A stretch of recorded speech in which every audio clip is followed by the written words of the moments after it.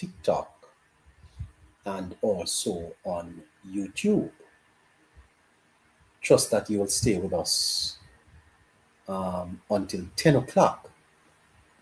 10 o'clock, when we will we'll have to pull the curtains down at 10 o'clock and send you off to your bed. In the meantime, welcome. Hope you'll stay with us until that time. There are many things happening in Jamaica and many things to cover,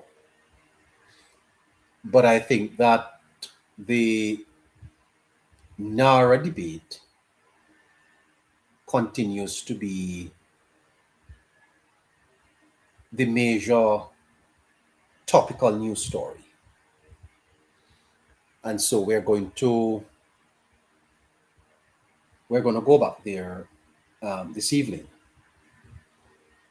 Before we do, though, I'd like to play for you a report from the Jamaica Labour Party's communication unit. Senator Apka Fitz-Henley, he says that the opposition leader, Mark Golding, is to be blamed for the misconduct among opposition parliamentarians. So Mr. Fitz-Henley is suggesting that Golding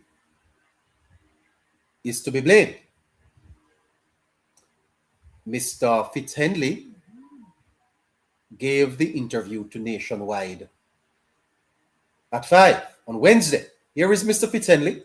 Opposition leader tolerates the misconduct and often he's the chief purveyor of the indiscipline in the parliament. He would... Hold on. The opposition leader is the chief purveyor of indiscipline in the parliament? What? The leader of the opposition is the chief purveyor of indiscipline? How is that? I'm shocked here. I'm aghast. This is interesting. So Mark Golding is a man giving the trouble in the parliament. What's happening here, man?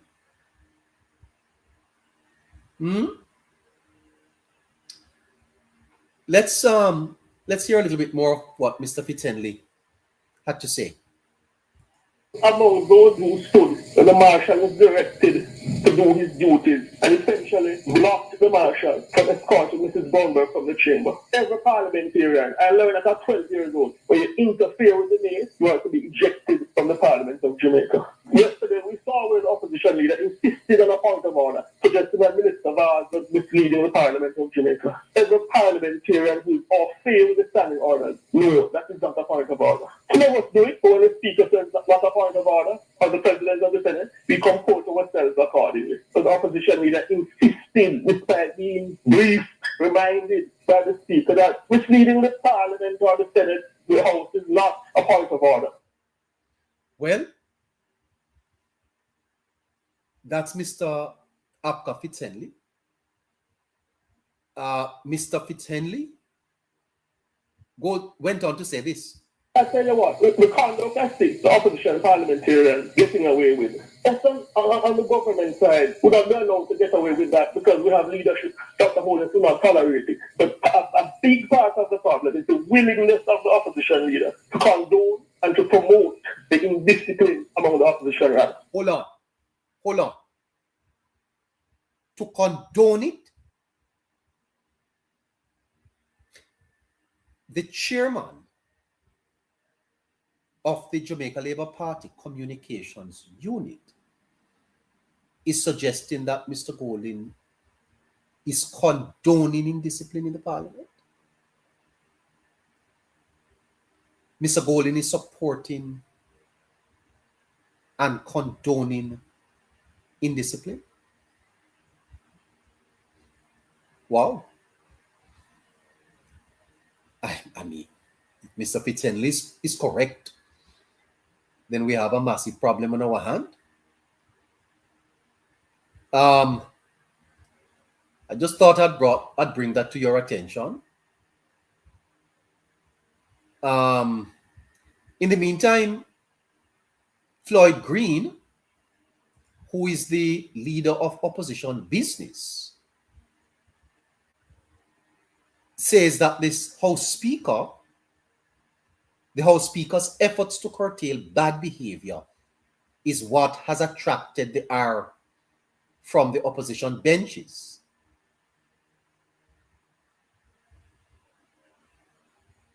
Here is a report from Nationwide.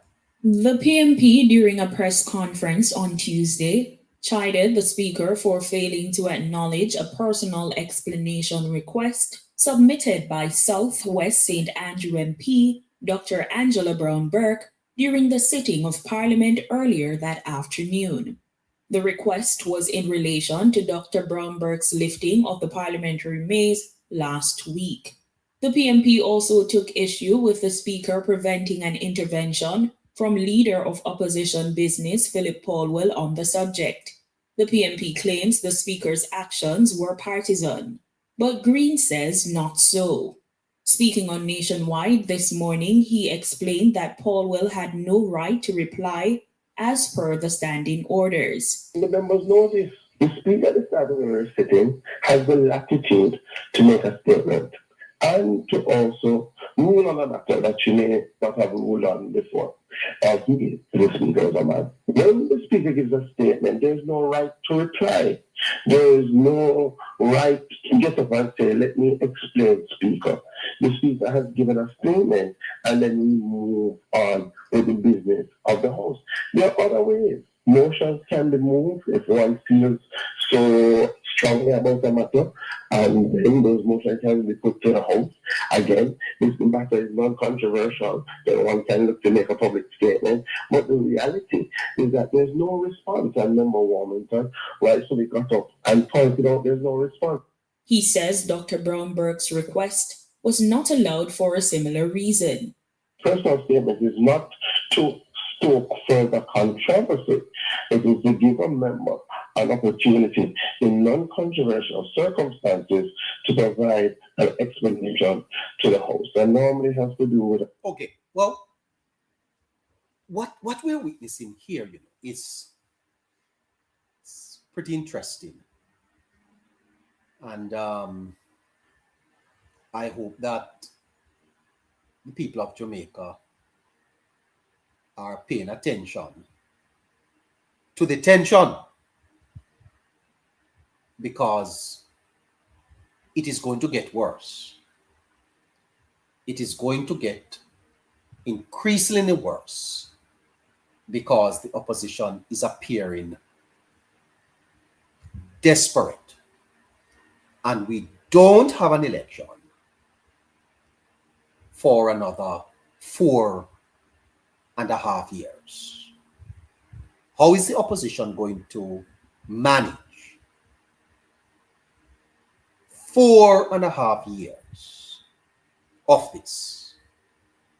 Yes, this is looking desperate. I don't see Caroline. Hello, Caroline, wherever you are. I hope you are listening. We miss you. Hope you'll join us soon. Every generation of a nation is eventually confronted with a defining question. Can crisis become the birthplace of renewal? Can crisis become the birthplace of renewal? Jamaica now stands before such a moment.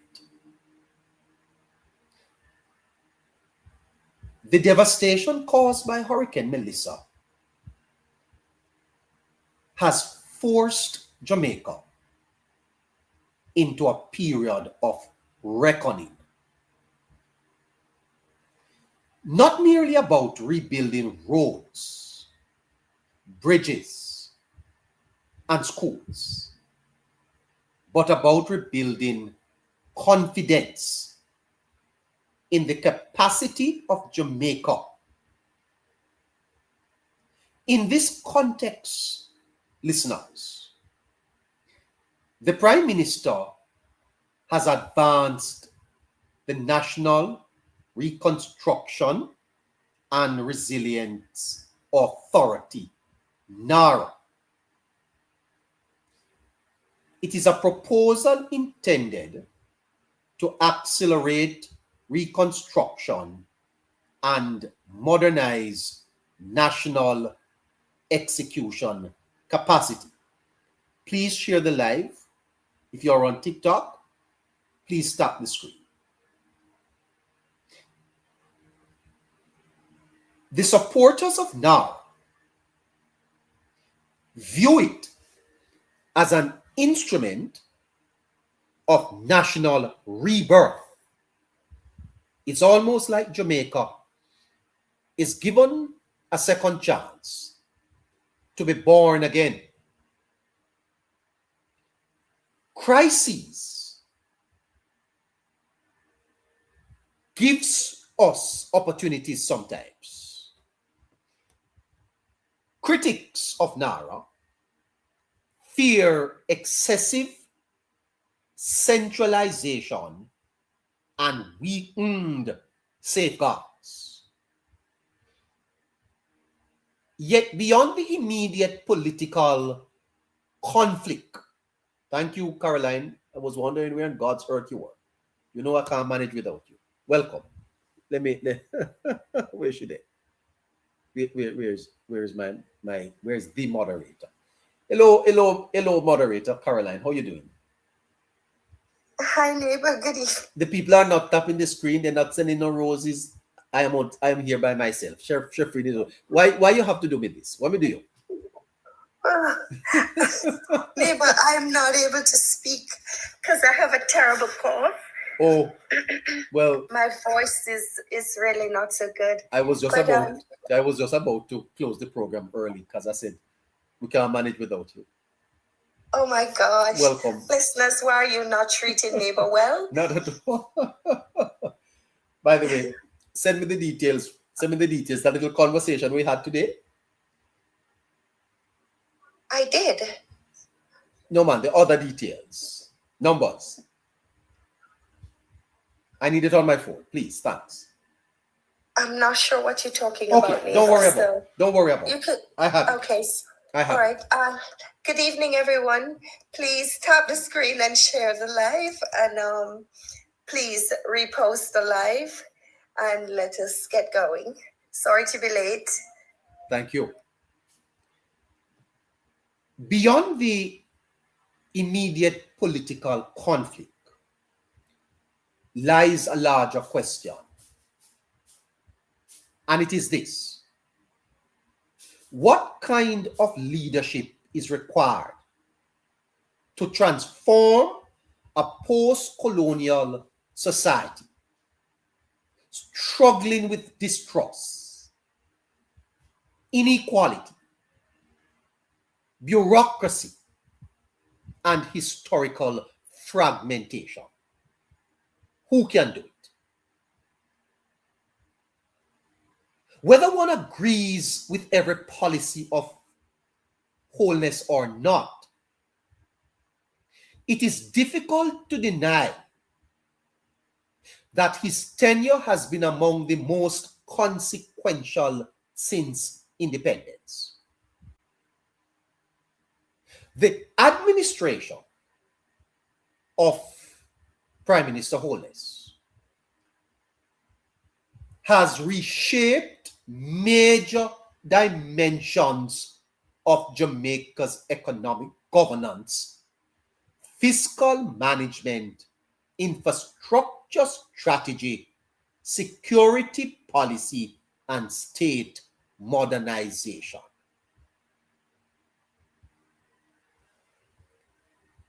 I am not here to seek blind hero worship. Democracies require scrutiny, but mature political thinking also requires fairness. And a nation must be capable of recognizing genuine achievement even amid disagreement.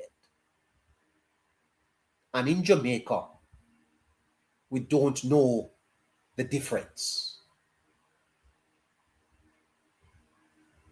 Because Jamaica's political culture did not emerge in a vacuum, you know. It was shaped by slavery.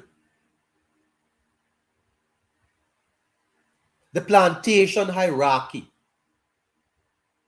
colonial administration, political tribalism, underdevelopment, and class stratification. A people that don't know their history is condemned to repeat them. We must understand where we are coming from.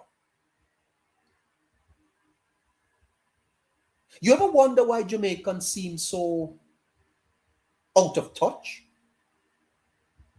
You ever wonder?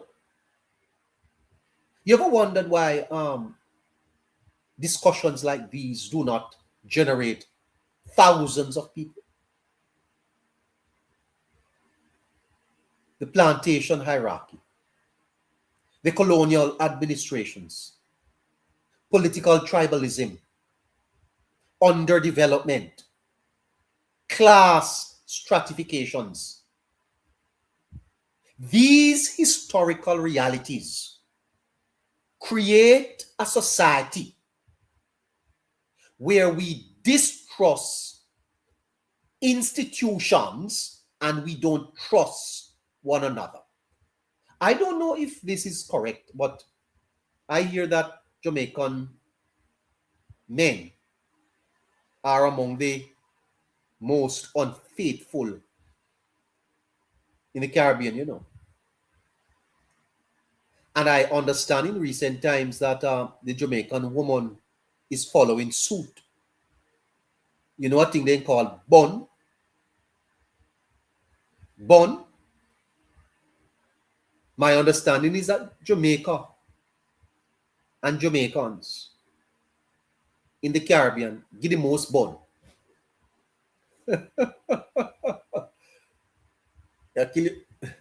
I'm turning my back to YouTube. Sorry about that. YouTube, I need to fix my camera here. You see,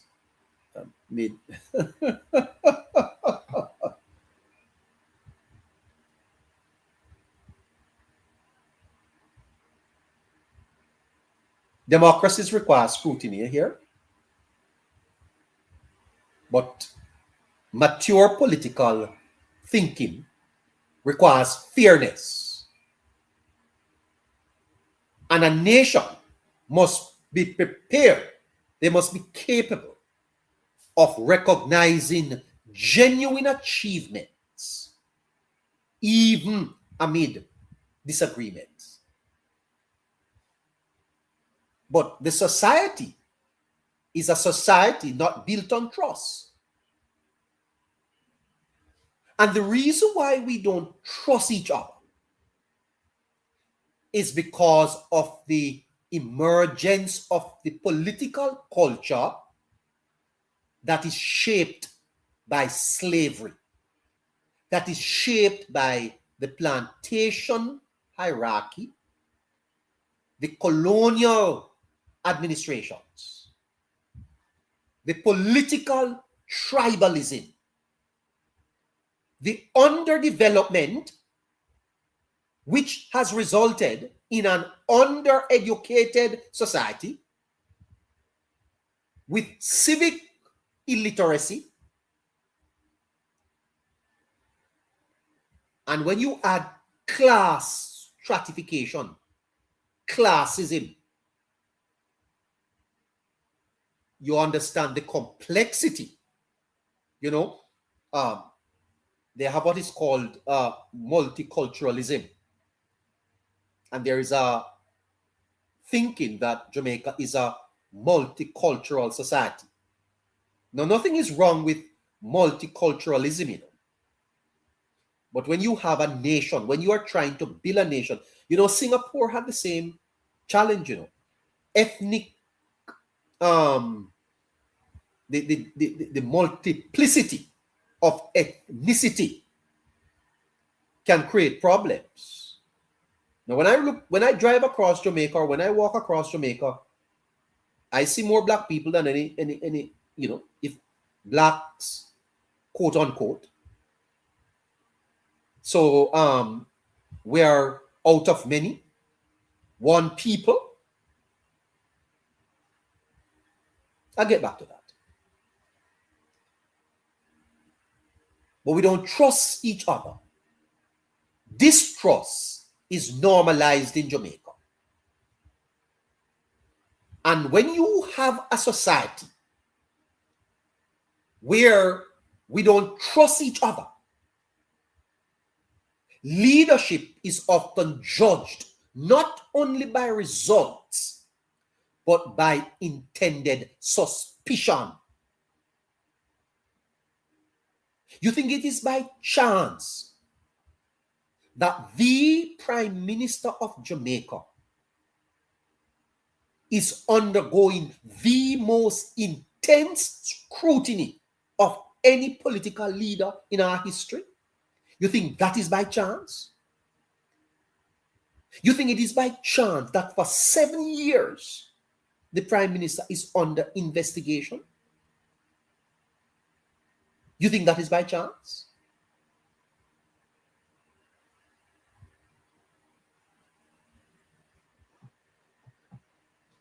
Listeners, post-colonial societies struggle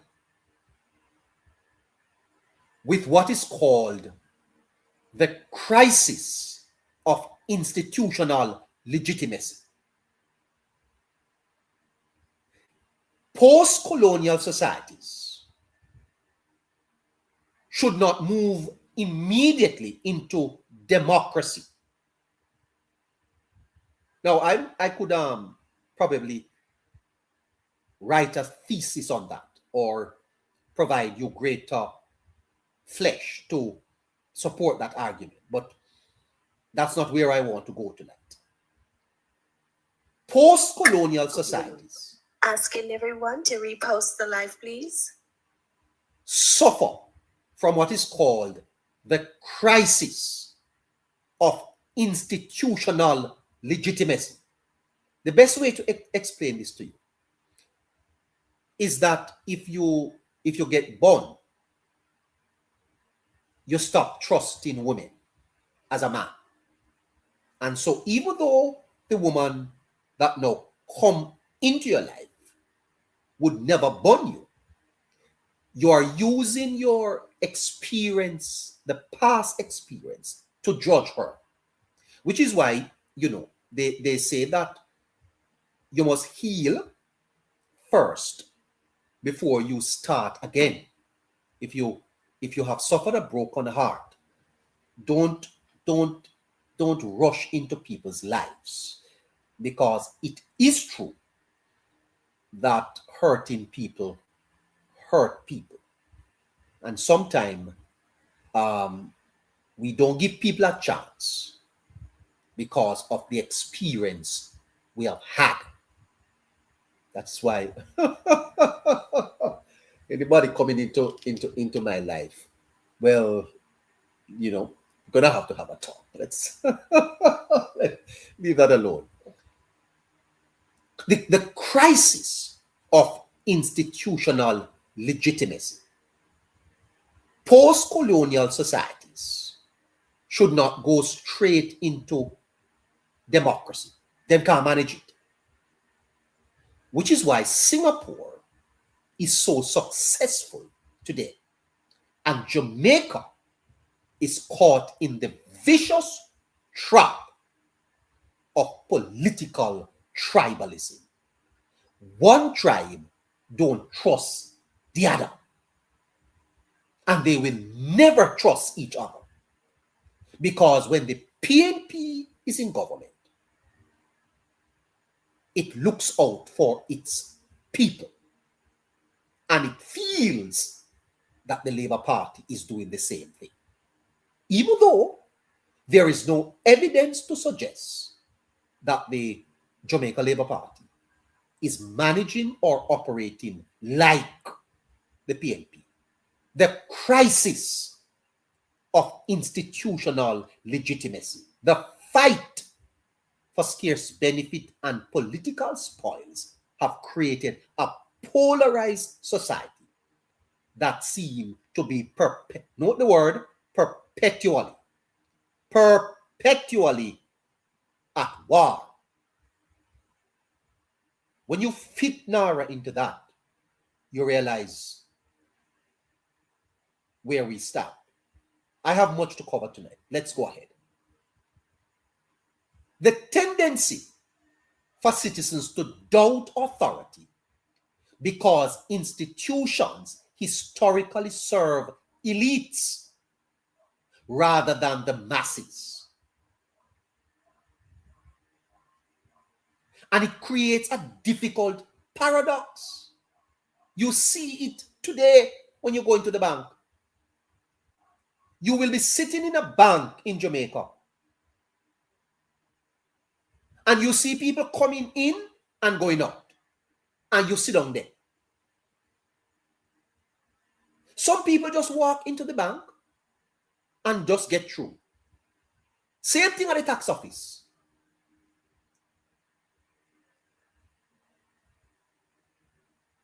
And therefore, people feel that the system is not designed to serve us. It's designed to serve the top man up there. So, same thing don't go off. You sit on the bank for 1.5 hours, and you see some people just walk in at the bank and walk out. And may I say this to you? May I say this to you with all truth and honesty? It used to happen to me, when I used to work at a particular place. Yeah. And it was not comforting for me. Oh, Mr. Brown. Good morning, sir. How are you doing? What you here to do? There are 200 people out there waiting. But guess what? You are a man of, you are in some position, and it creates a difficult paradox because citizens demand transformation, but distrust concentrated power. Citizens criticize inefficiency, but fear reform that centralized execution. NARA enters directly into this contradiction. I want you to follow me tonight because you need to understand what is happening. NARA enters into a contradiction because of the post-colonial struggle, where the crisis of institutional legitimacy, the people are struggling. And when you add to that an opposition that is exploiting the vulnerability of the people, it is painful to talk about. Because what I am telling you here, Mark Golding know it. Damian Crawford know it. Dayton Campbell know it. They are not fools. They have studied at the highest level. They know it.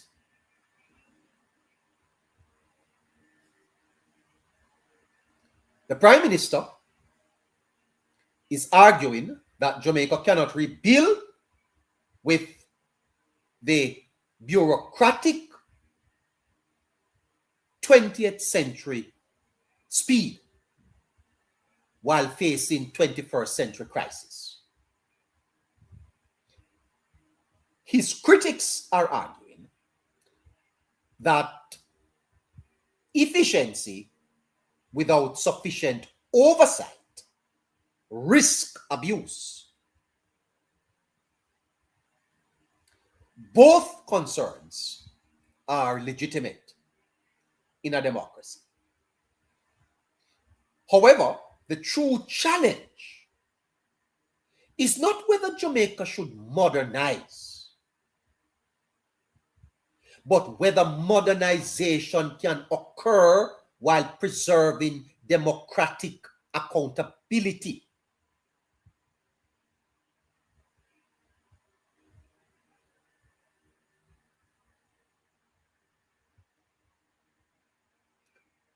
Dr. Holness is now Prime Minister for 10 years. Dr. Holness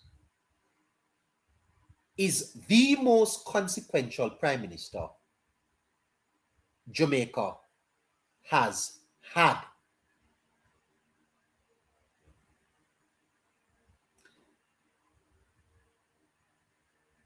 Perhaps the most underappreciated achievement of Holness is the macroeconomic stability of Jamaica. Now, for decades, Jamaica was internationally associated with crushing debt.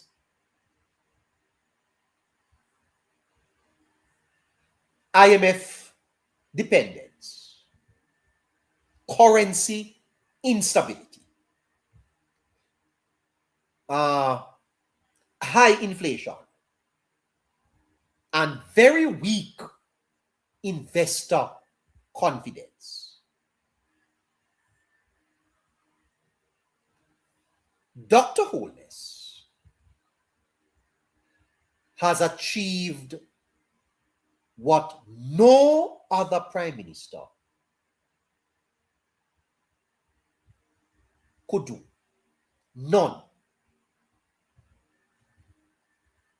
And the more I prepare to come on here air every night, the greater I admire the prime minister. I never started from this position, I must tell you the truth, but reading is a big thing, you know, and I encourage my listeners. Read and listen. Dr. Holness is underrated. Maybe because he is, maybe because he's humble, or maybe because he is not from the elite class. But Dr. Holness is underrated. Dr. Holness's achievement is unmatched on any matrix of measurement. Unmatched. Jamaica, under Holness, achieved historically low unemployment. Let me tell you this. Before Melissa, Jamaica almost had full employment. The first time since slavery was abolished. Because under slavery, every man that could work, worked. Under Dr. Holness, we have had inflation tamed. You know what is inflation? when Harry come later on, he can help me. Under Dr. Holness, Jamaica has made significant strides in reducing the debt. I am going to NARA, but I am laying the foundation. This matters because economic stability is not merely about numbers. Oh, God, help Jamaicans. I beg God. We need a massive transformation in the education of our people for them to understand. And I ask my listeners, help the Politics Plus podcast show. Contribute something. We need to do more. Our people don't have the information. They don't have it. And because they don't have the information, they are vulnerable to the PNP, because the PNP they are very good at propaganda. They are very good at it.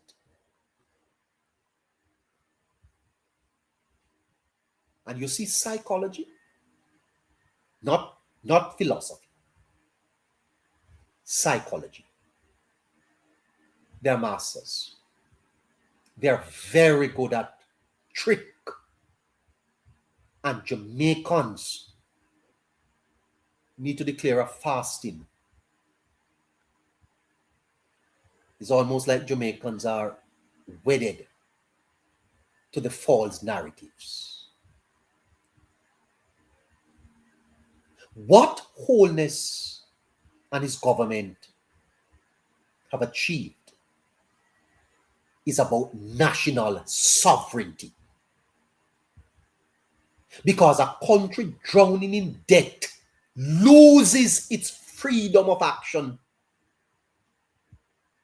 Had Melissa occurred, listen to me, all of you critics of Holness, you can criticize, but you can't criticize facts. I'm going to hit you with facts. You cannot criticize facts. See all of you running up your mouth. That's why you don't come up on this program, because you can't come here with your blase rubbish, because you know you're going to be stopped. So you avoid us, eh? On this program, conversations that matter. We don't talk. I hear, for example, on some other TikTok programs, they're having all type of fight. You won't hear that on this program. You would never come here one night and hear us in the gutter. We don't go down. We're not doing that. And even if we have disagreements, we know how to settle those outside of the spotlight. Stay with the show where the conversations matter, and you will learn something, and support the show. Okay? I'm going to pause tonight at some point and give you the Zelle account, because we need some support. 954-635-8732.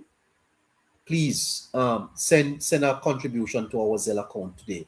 It is empty. We need a contribution from excellent show neighbor, Powerman. Thank you so much.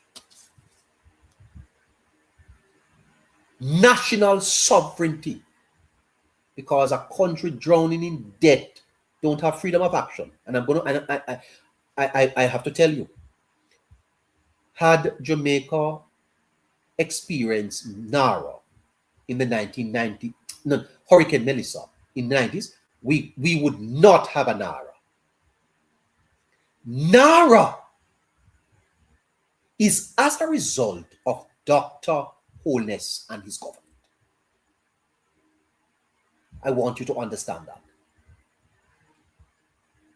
The ability of Jamaica to have attracted the type of investment of resources is as a result of the Prime Minister. It couldn't happen under Portia. It couldn't happen under PJ. It couldn't even happen under Bruce Cole. Holness is underrated.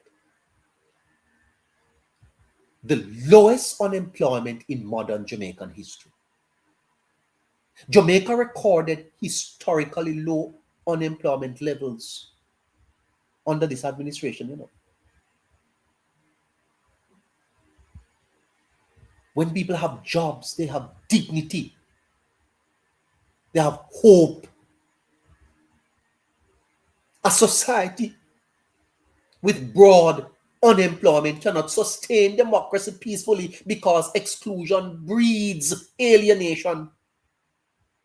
And when you reduce unemployment, it represents not merely economic competence, but it represents social stabilization.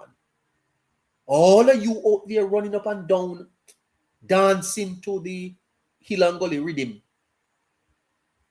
recognize that is that social stabilization. Credit the government. Because you couldn't dance. Not to mention the significant reduction in crime. Don't have time to talk about that. You talk about infrastructure modernization. Never in our history have we had so many roads built. Highways, water systems. Scratchy talk about it all the time. Housing. Urban redevelopment. Infrastructure is civilization made visible. You know what is urban blight? You know what is visible civilization? That's infrastructure. You know what a road can do to a community? And water. You know, when roads improve, when ports modernize, when utilities expand, people begin to experience the state not as an abstraction, but as a functioning reality. I tell you this, and I speak it with honesty, that if Jamaica continues on this path for 10 more years, we are going to double our GDP. We're going to move that GDP from $8,000 to at least $16,000. The functioning reality. NARA itself emerges from this governing philosophy. It's not in abstract, listeners. That Jamaica must evolve. Listen to me. I condemn the no vote in Parliament.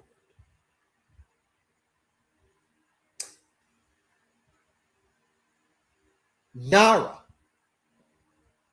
emerges from a governing philosophy that Jamaica must evolve from slow proceduralism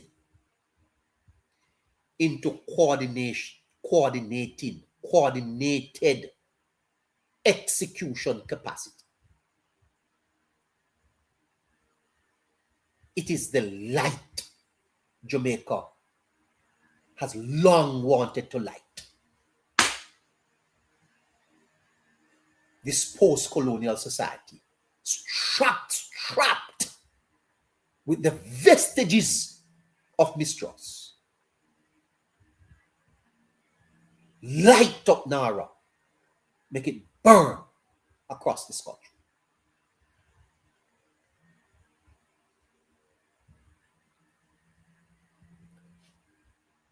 digital transformation, educational reform, and human capital. You know, before becoming Prime Minister, Mr. Holness served as Education Minister.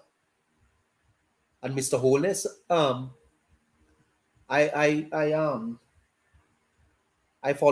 used to follow his career as Education Minister for more reasons than one. Mr. Holness has always emphasized human capital,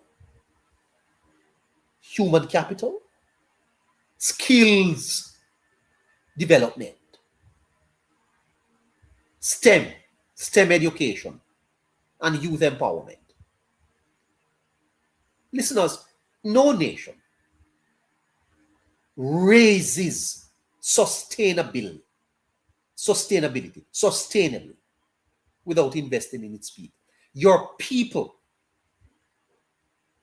comrades, don't stay in my class because you know go upset me now. You know go upset me. I don't want no comrade upset me tonight. Yeah. If you don't have good to say, just no say no. Because if you don't say nothing bad tonight, neighbor is going to get a little annoyed. Let me tell you this. If you have children, do all you can to lift them up with education. Lift up your picnic them with education. Give them all the resources they need. Make all the sacrifices you can. And give your children a good education. Lee Kuan Yew recognized this, you see, that the value of your society is your people. That your people are your greatest asset. The people of Jamaica. If you lift your people up, the people lift up the nation. Lift up the people. And under the People's National Party, the people were burdened by debt, burdened. Oh God, I wish I had time, because I would peer economic depression with social dislocation. Because where you have economic depression, the multiplier effect is social dislocation. And when I talk about social dislocation, it goes as far as to prostitution. Both sexes. PNP hurt Jamaica, you know. And they should have shame. They should have shame. You see that 18 and a half years? They should have shame. Human capital? There was a time in Jamaica when people only wanted to leave, go for it. They don't want to stay here. Post-colonial societies have to transition from dependency towards, you know what they say, they call them dependency economies, dependent economies. You have to transition your economy from being a dependent economy to a knowledge economy. And that begins in the classrooms. In the classrooms.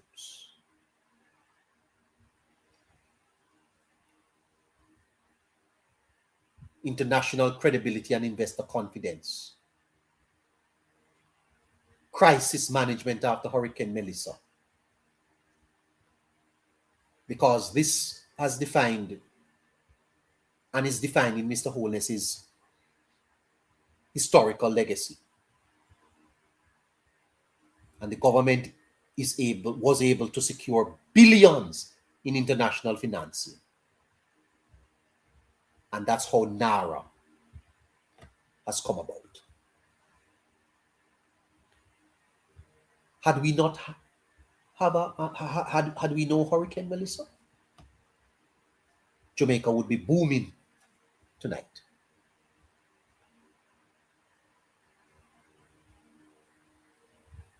But we are resetting. Mr. Holness represents a symbolic shift in Jamaican leadership, because he is the first Jamaican prime minister born after 1962. That matters. It matters psychologically, because Mr. Holness's leadership represents a transition from independence era politics towards governance centered on modernization, systems, and competitiveness.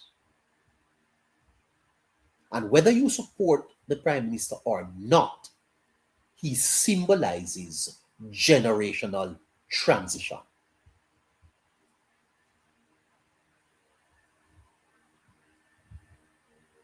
NARA may become the most ambitious governance reform Jamaica has attempted since independence. I want to say that again. You and I, you listening to this program, we have not seen anything like this. It is the most ambitious governance reform Jamaica has attempted in decades.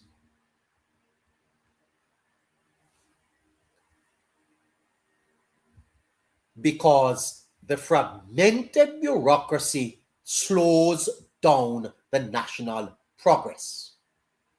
We have not made much progress because our bureaucracy is fragmented. Holness cannot preside effectively and efficiently over this malaise. He's a post-colonial prime minister. Jamaica cannot afford paralysis. Reconstruction requires centralized coordination.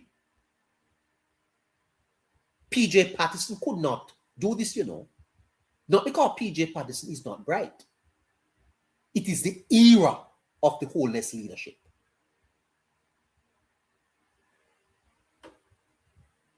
Governance that is centered on modernization. Governance that is centered on systems. Governance that is centered on competitiveness.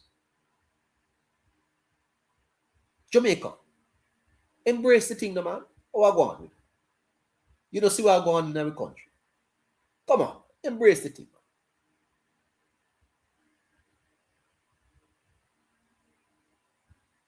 Regardless of your position, NARA reflects something significant and historically different. A government openly confronting the question of whether the Jamaican state is structurally capable of executing large-scale transformation. That is the profound national conversation we need to have.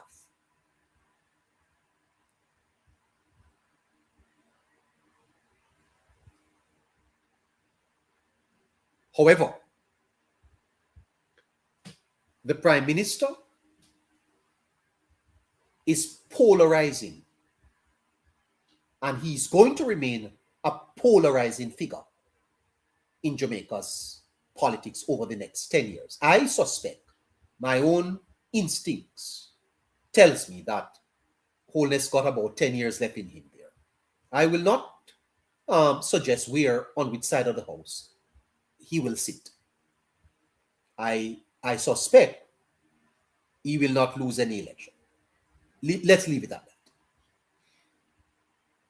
A curious reality exists in the politics of Jamaica.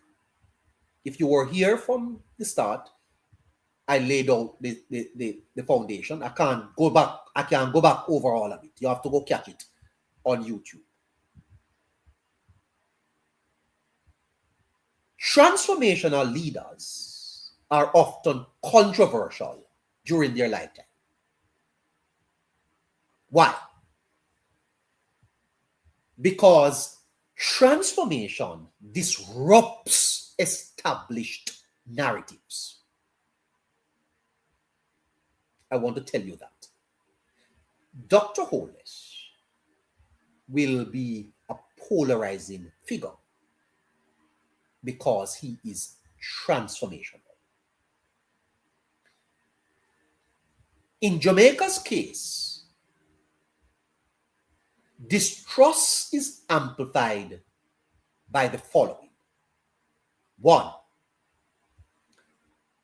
political tribalism, class resentment, historical inequality, social media misinformation. There's a man on the line here named Voice of the Nation. He's a propagandist for the PNP. Then you have Andre Stevens. Good God. Wow. And you have deep institutional skepticism. Hear me?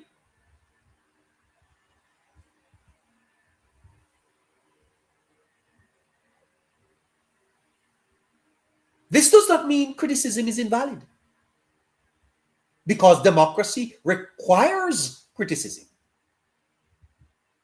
But when you are transformational in a in a society that is tribal, that is classist,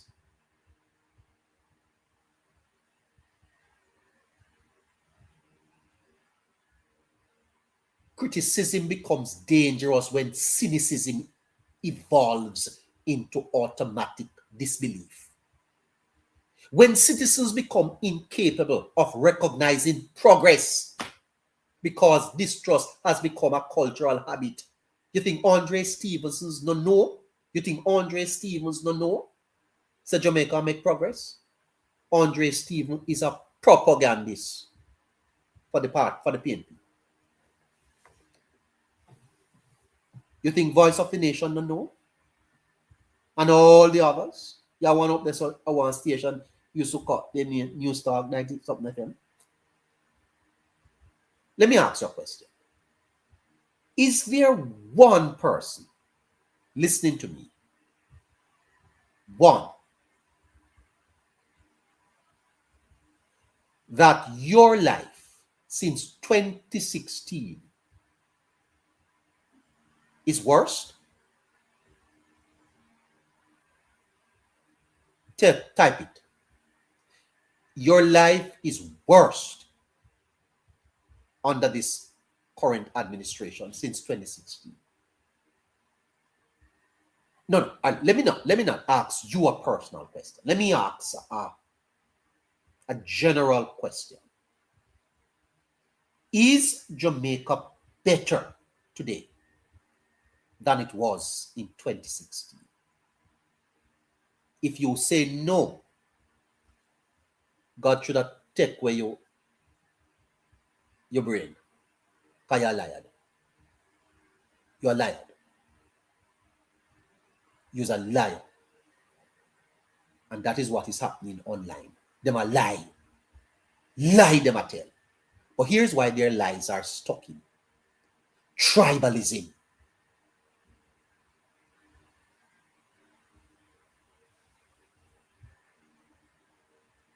Citizens must not be incapable of recognizing progress because distrust has become a cultural habit. You drive on the road and you still say no road, no bill. You pick up the part, check, and yet still you say, nothing now go on. Same woman them. We go down at the post office, go pick up the part, check, and then get the increase. Some of them live all in the government social house. And they still say nothing now go on.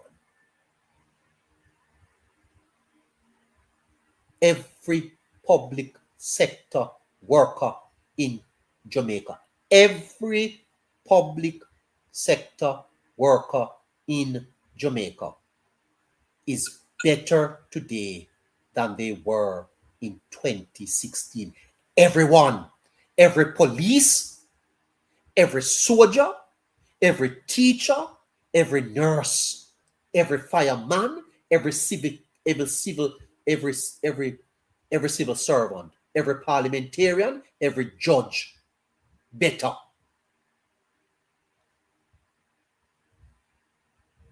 Every worker in Jamaica is doing better now. Minimum wage worker from $6,000 to $17,000.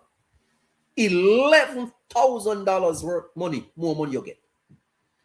And don't come here and tell me about inflation. Don't do that. Move your liar self. Move your liar self. Don't tell me about inflation. You can't win that argument. And what is happening with the NaRRA Bill is a low trust society unintentionally sabotaging its own advancement. And what you saw in the parliament a couple Tuesdays ago was almost bordering on slavery. You can't sabotage your own development because what? You know, trust yourself. The central question though, is can Jamaica trust itself? Because the debate over NARA is ultimately not just about the Prime Minister. It is about Jamaica itself. It's about Jamaica itself. Can Jamaica build institutions capable of rapid execution? Can Jamaica preserve accountability? Can Jamaica modernize governance? Can Jamaica rise above inherited fragmentation? Or will distrust permanently prevent coordinated national advancement? The future may depend on finding a balance between democratic scrutiny and developmental ambition. Because we have to avoid blind loyalty and reflexive cynicism.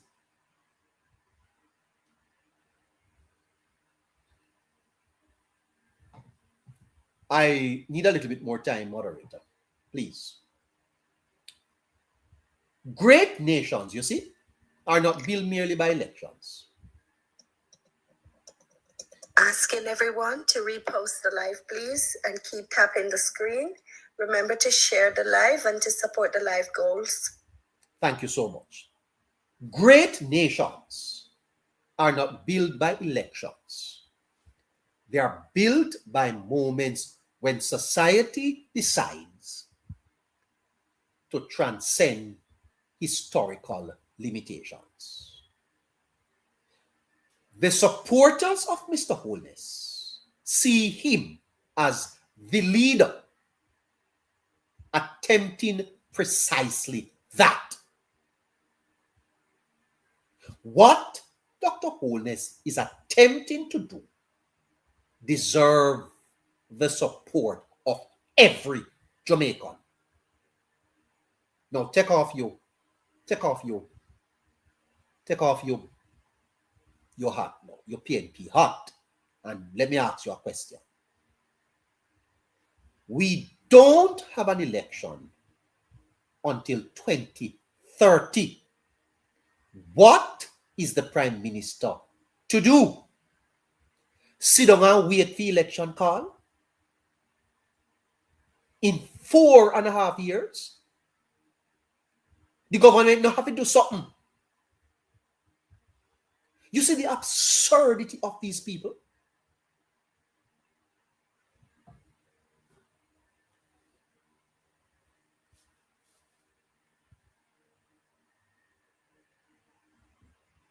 Mr. Holness is attempting to do precisely that.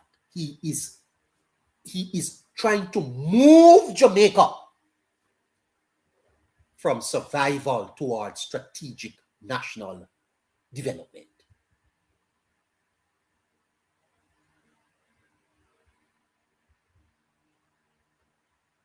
And let me tell you this. If NARRA succeeds while maintaining democratic legitimacy, historians are going to place Andrew Holness among the most consequential leaders in Jamaica's modern history. Because ultimately, the true measure of leadership is not popularity in the moment, but whether a nation emerges stronger after crisis than before it. Go, Holness, go. I am wearing a blue tie tonight. And I say, full speed ahead with the NARA. Build back Jamaica. I care zero about PNP and what PNP want to say. Zero. And I want to tell you this, that the parliamentary battle over NARA is larger than disagreement over legislation. It represents a conflict about the role of opposition politics in moments of national crisis. At the heart of the debate lies a profound democratic question. Pause and hear the question.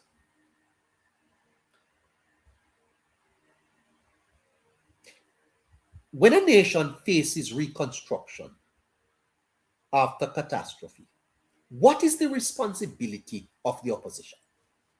Can I ask that question? What is the responsibility of the alternative government? You see the next election? I hope that God caused me to be around. I just hope so. And I won't tell you why.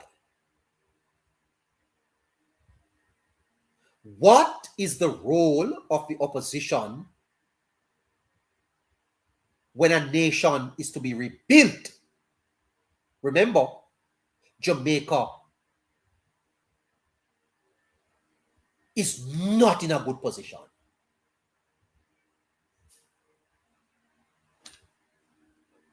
Because you see, if Holness build back Jamaica, I don't know if I won't be going on the street for the next election to make sure the PNP them lose.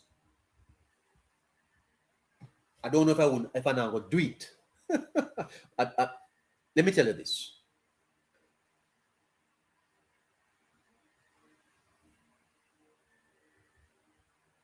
People are telling me, you see, that the People's National Party have made a strategic historical error by opposing NARA. And I think it's true, you know. I think the PNP have erred.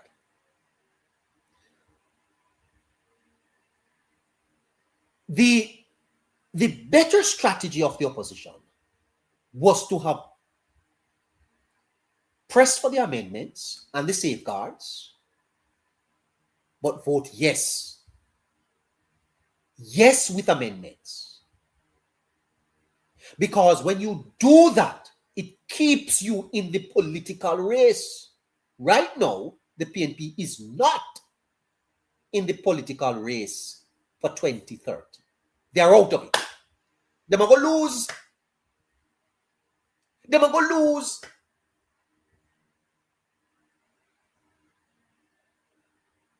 When you vote yes with amendments, it shows you are supporting national reconstruction. When you vote no, you are not supporting the rebuilding of Jamaica. When you vote yes, that is a commitment to accountability. When you vote yes, that's a willingness to place Jamaica above partisan rivalry. But when you vote no, you risk being interpreted by many Jamaicans as prioritizing political positioning over national urgency. That perception may shape political memory for years to come. And I can tell you what the next election will look like. I can even coin the Labour Party's message going into that election. They voted no. Every time one ribbon cut, there must be a group of people there with placards.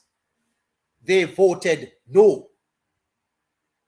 Every time we open one road and build one urban center, get a group of protesters and put them there with placards saying they voted no for this. Every time we give out one check, every time we build one house, remind the people they voted no.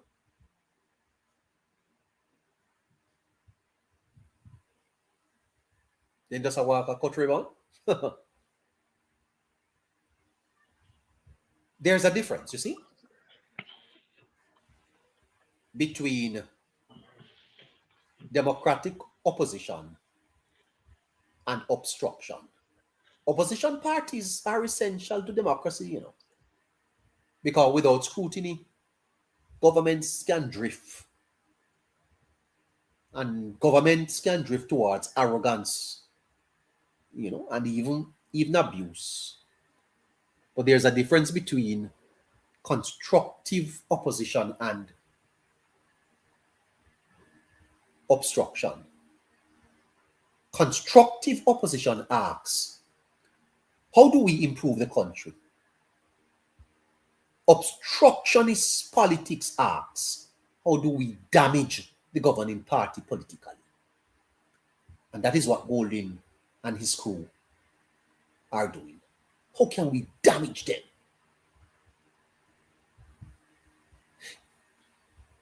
But there is a building consensus in Jamaica that is emerging that the PNP is not simply disagreeing with NARA. The criticism is that they may have failed to recognize the historical scale of the national emergency after Hurricane Melissa.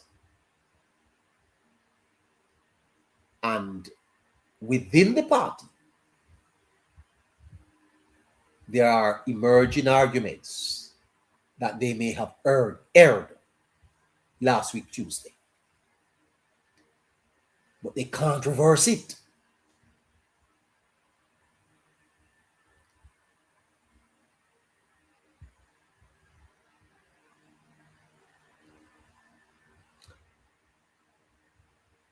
You see, the PNP carries a history, you know. They carry a burden. The PNP does not operate politically in a vacuum. It's not a historical vacuum. Because many Jamaicans still associate certain periods of PNP governance, especially the 70s and the 90s, with economic instability, debt accumulation, low growth, institutional decline, political violence,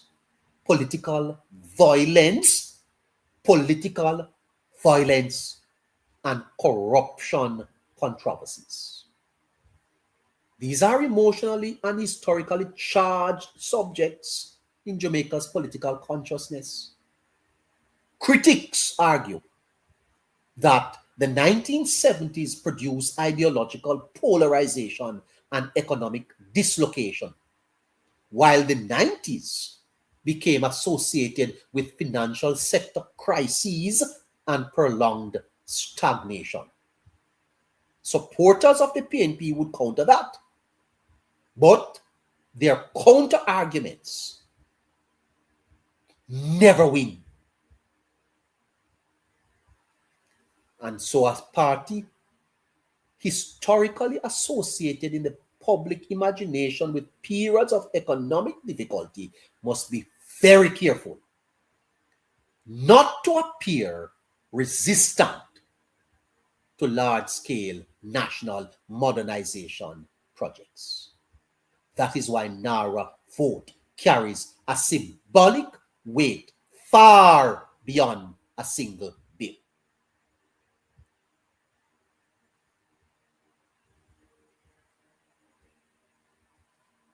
Finally, just as supporters believe that Andrew Holness may ultimately be remembered for attempting large-scale transformation, Mark Golding is also writing his political legacy. Mark Golding, you are going to be remembered for this moment. You are going to be remembered for how you position the opposition at this time. Remember, sir, that we're not only watching Holness, we are watching you. You are also a national leader, and we are watching you. Political history often reduces complicated moments into narratives. Tom drunk, but Tom the fool. Jamaicans, though largely undereducated, have common sense, and they understand narratives. They know who acted, who resisted, who unified, who delayed, who appeared constructive, who appeared partisan. Because if NARA succeeds materially, if Reconstruction accelerates, if infrastructure improves, if transparency scandals do not emerge, if economic growth strengthens, then your no vote is going to age poorly in the public's memory. The calculation of the opposition was a political disaster. It is going to hurt them. I suspect that they wish right now they could change their vote. You know why? And I believe that Holness is going to make sure it happens. Successful outcomes retroactively legitimize controversial decisions. I want to repeat that. Successful outcomes retroactively legitimize controversial decisions.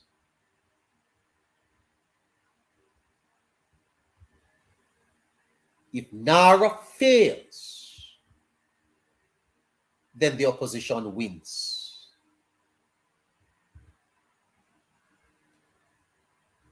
But if NARRA succeeds,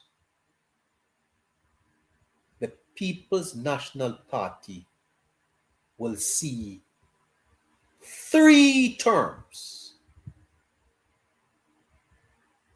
more before they can even think about re-emerging. It is going to be devastating for the opposition. And you know why I say 3 terms? Generations. It's a gamble. It's a gamble. And already the ducks have lined up.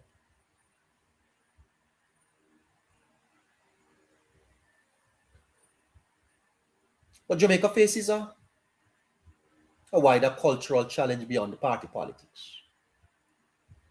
And it is this. It is the normalization of distrust. The society is trapped in permanent suspicion struggle to build ambitious institutions. This does not mean that the citizens should abandon scrutiny. Far from it. But there's a difference between vigilance and paralysis. The nation is paralyzed. Up, you mighty race. You can accomplish what you will. Up, you mighty race. You can accomplish what you will. You know, sometimes you have to take risk. You have to take a chance. Don't throw out vigilance. But don't be paralyzed by this moment. If every proposal for accelerated development is immediately interpreted as corruption before implementation even begins, then national execution becomes impossible. We are a low-trust society, often trapped in a cycle.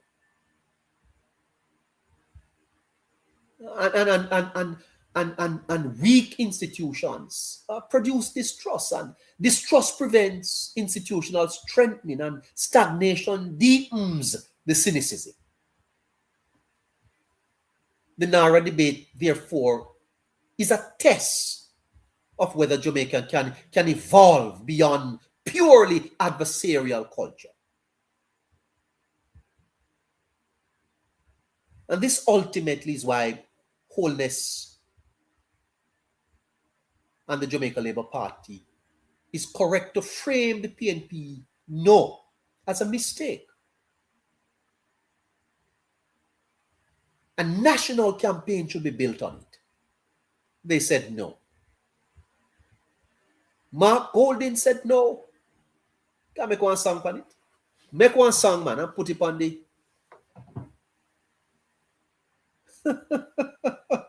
Pani Hill and Gully ride with him. It's not because the PNP is illegitimate, you know. Don't get me wrong. It is because the scale of the national movement demanded a different political posture. And Mark Golding, you can rescue yourself, rescue the party, call a press conference and tell Jamaica that the PNP now supports the bill. I mean, the Hansard will probably show that you voted no, but you can rescue this moment. Yes, with amendments. Support Reconstruction. Insist on the safeguards. Be patriotic. Be accountable.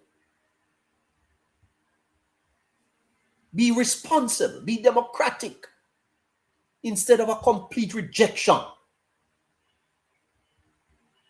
Democracy requires opposition, but history often remembers builders more than blockers. We need builders. We don't need blockers. And the deeper issue Jamaicans must consider is not simply who won the parliamentary argument.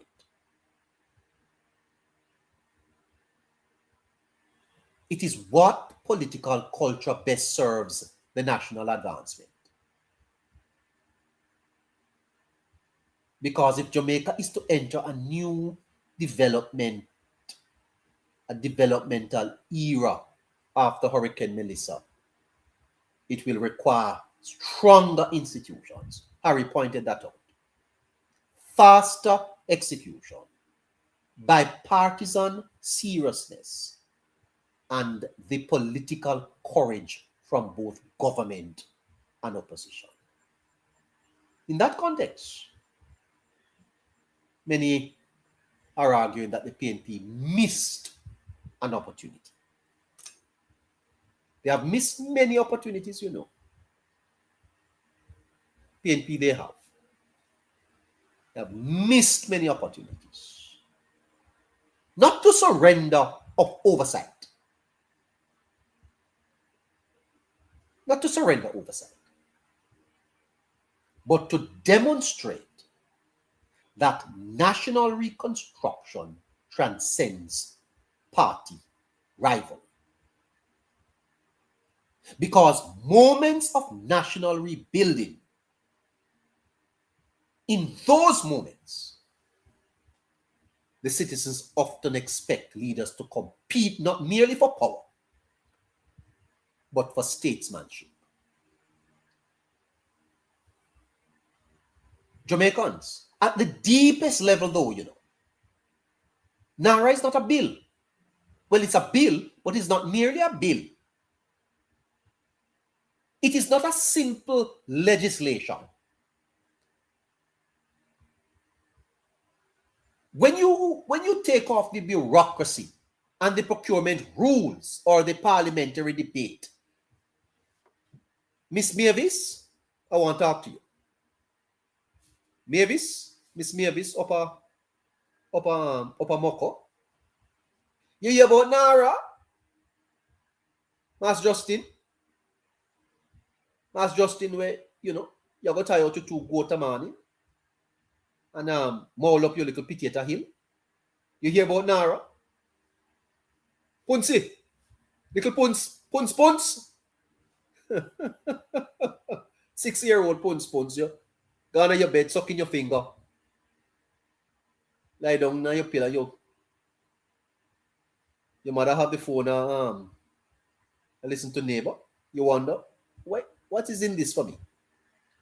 Boise? Well, you're not Boise. Boomy. Little Boomy, you're 8-year-old. What's in it for you? In Boomy? Ah, little boom. Little boom, boy, I tell you. Ordinary Jamaicans. Catty, at the market, Lulu. Huh?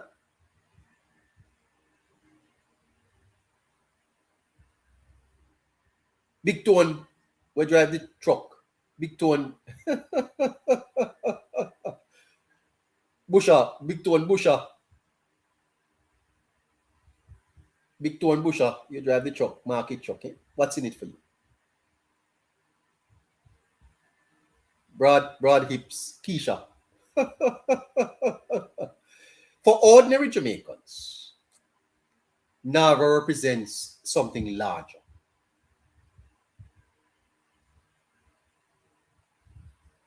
NARA represents the question of whether Jamaica can finally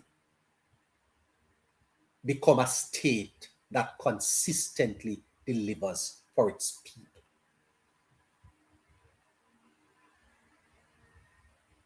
That is the true emotional meaning behind this moment. You hear that, boom, boom? It's about whether your country can truly deliver for you. NARA, Big Tone Busha, it's about whether you can live in a country that delivers for you. You don't understand the legislation. You don't understand the terms.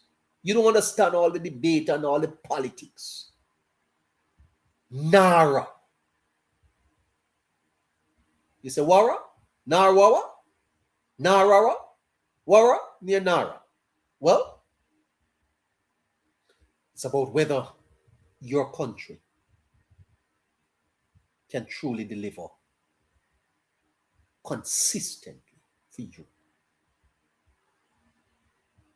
Because for generations, Lulu and Bupsi, for generations, and when I speak of generations, I'm speaking about 10 years. A generation is 10 years. For years, Bupsi, many Jamaicans have learned to survive despite the state rather than because of it. You know that it's true. It's the survival despite the state. You turn the hand and you make fashion. You patch your own road. You have to carry water on your head. You still have to go out a door at night time, go took down.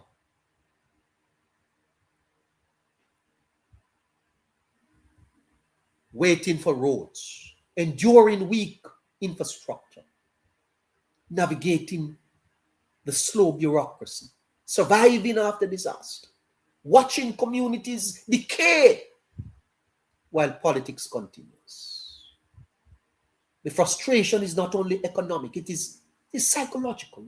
And many Jamaicans tonight listening to me, you're frustrated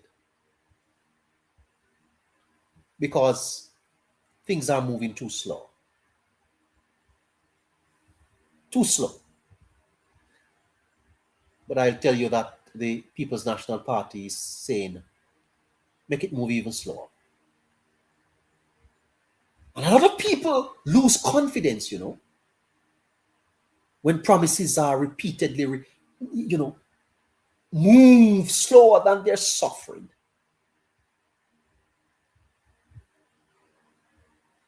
You know what I'm talking about. You live in the country.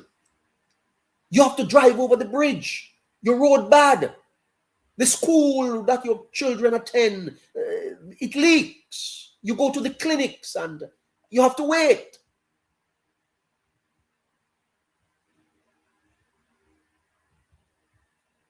And slowly you are. Fact of the matter is that Melissa has exacerbated the struggle. NARA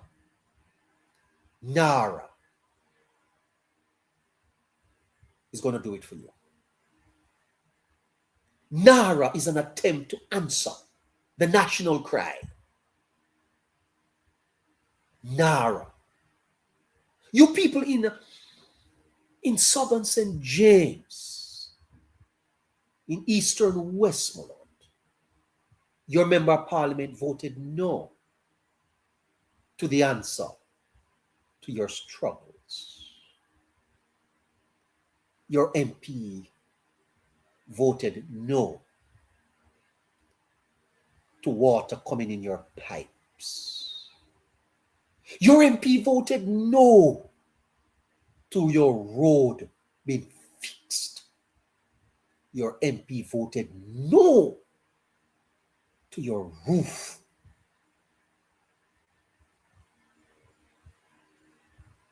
The reconstruction of your community center.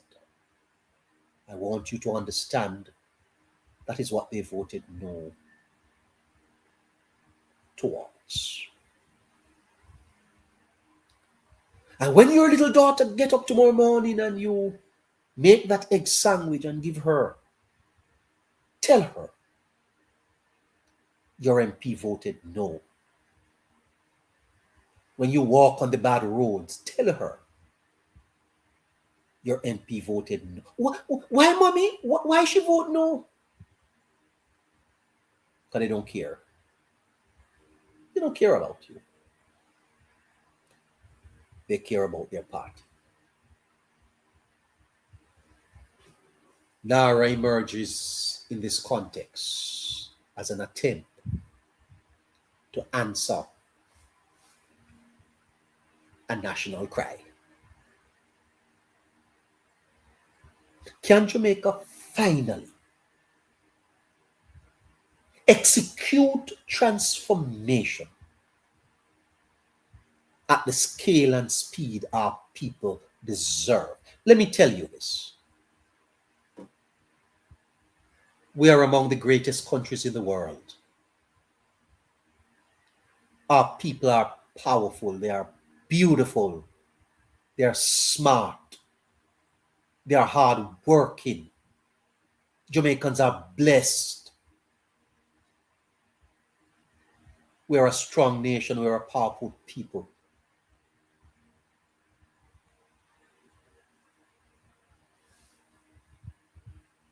We deserve NARA.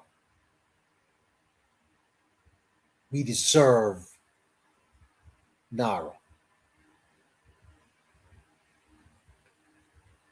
From the mother in Clarendon, NARA.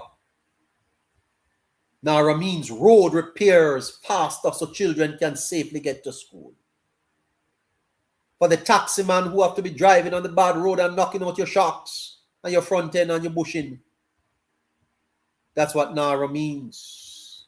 NARA means restored water systems, stronger clinics, less disruption after storms. For the farmer in St. Elizabeth, NARA means better farm roads, quicker restoration after disaster, stronger resilient infrastructure and protection against economic collapse after hurricanes. For the small business owner in Kingston, NARA means economic activity, construction jobs, more reliable logistics, investor confidence, and the possibility of economic growth. For the young Jamaican wondering whether to migrate, NARA symbolizes something even more important.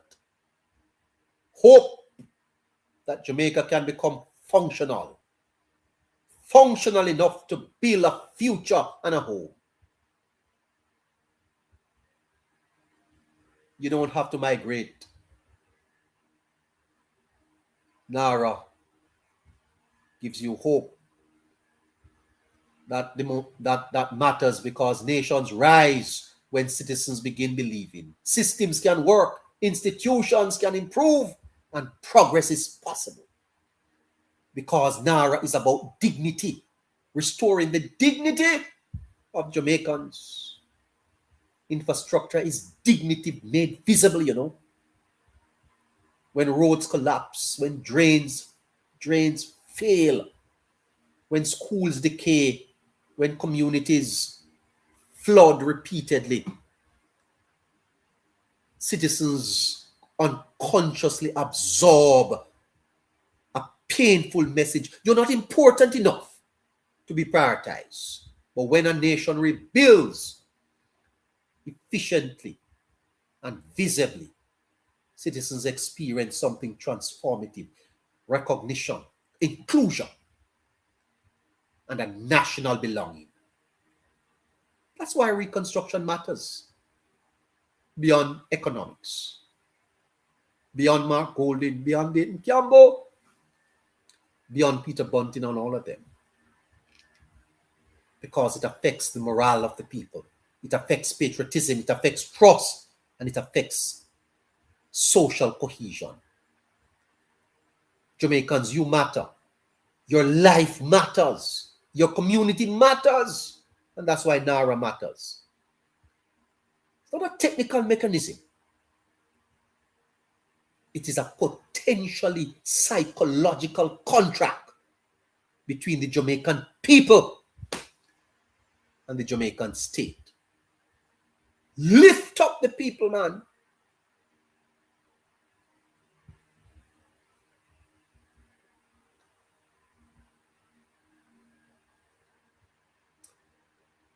Oh my. Listen, I'm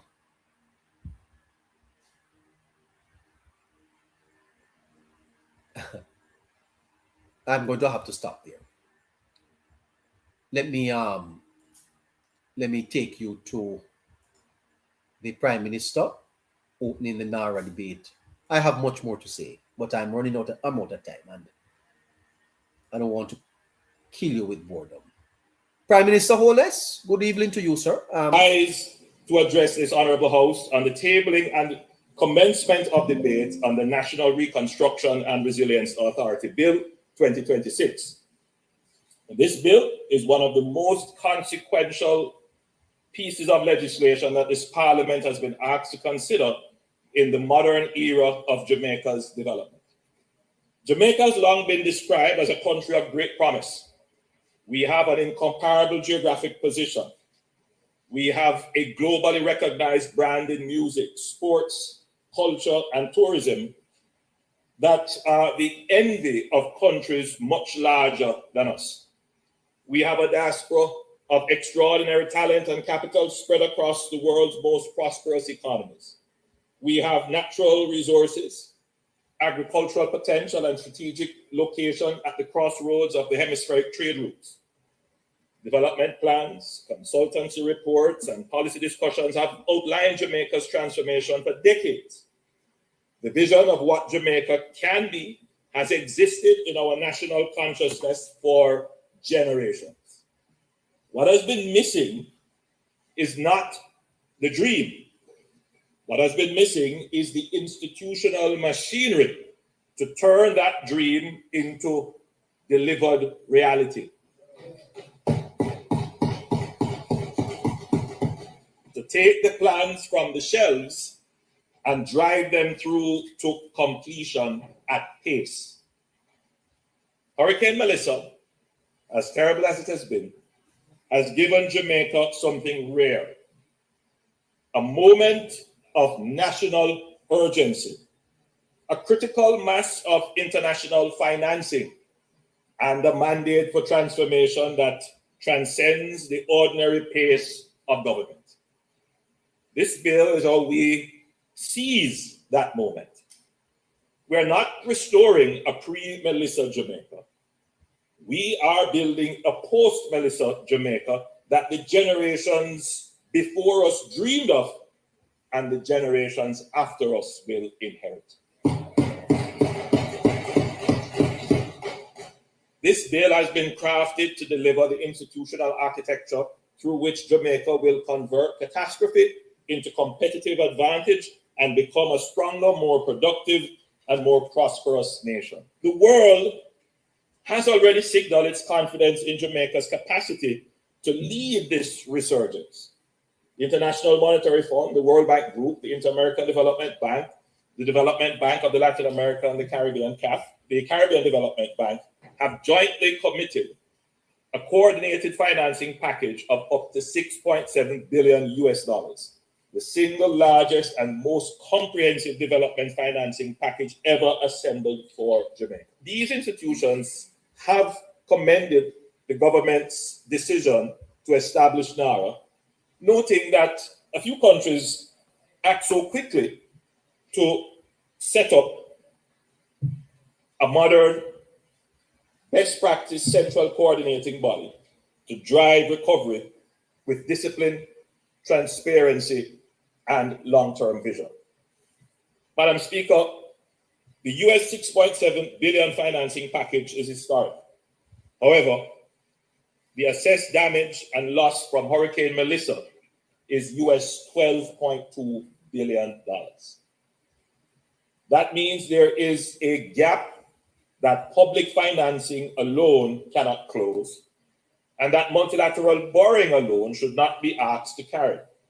Because every dollar that borrowing is used for, it's an addition to the national debt that future generations of Jamaicans must service. Madam Speaker, private capital, both domestic and international, must be mobilized, crowded in, and put to work alongside public investment. This is precisely why NARA incorporates not just approved reconstruction and resilience projects, which are government-led projects, but also designated strategic projects under FAST, which are private sector-led projects. This is to ensure that both public and private investment are properly coordinated and coordinated with synergy. I rise. All right. That was the Prime Minister outlining in Parliament the reason for NARA. Then the Prime Minister answered the question about why not just use the normal government system to rebuild after Melissa. The truth is, the Prime Minister said, that system wasn't built for something this big or this urgent. Too many delays, overlaps, and slow coordination can happen. Prime Minister said that we are dealing with billions in funding and multiple partners. So we need one central body to move faster and get things done properly.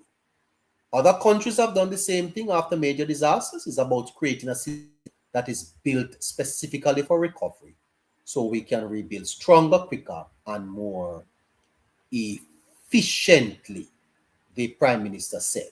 Let's go in and hear the Prime Minister as he deepens the argument for the NaRRA Bill.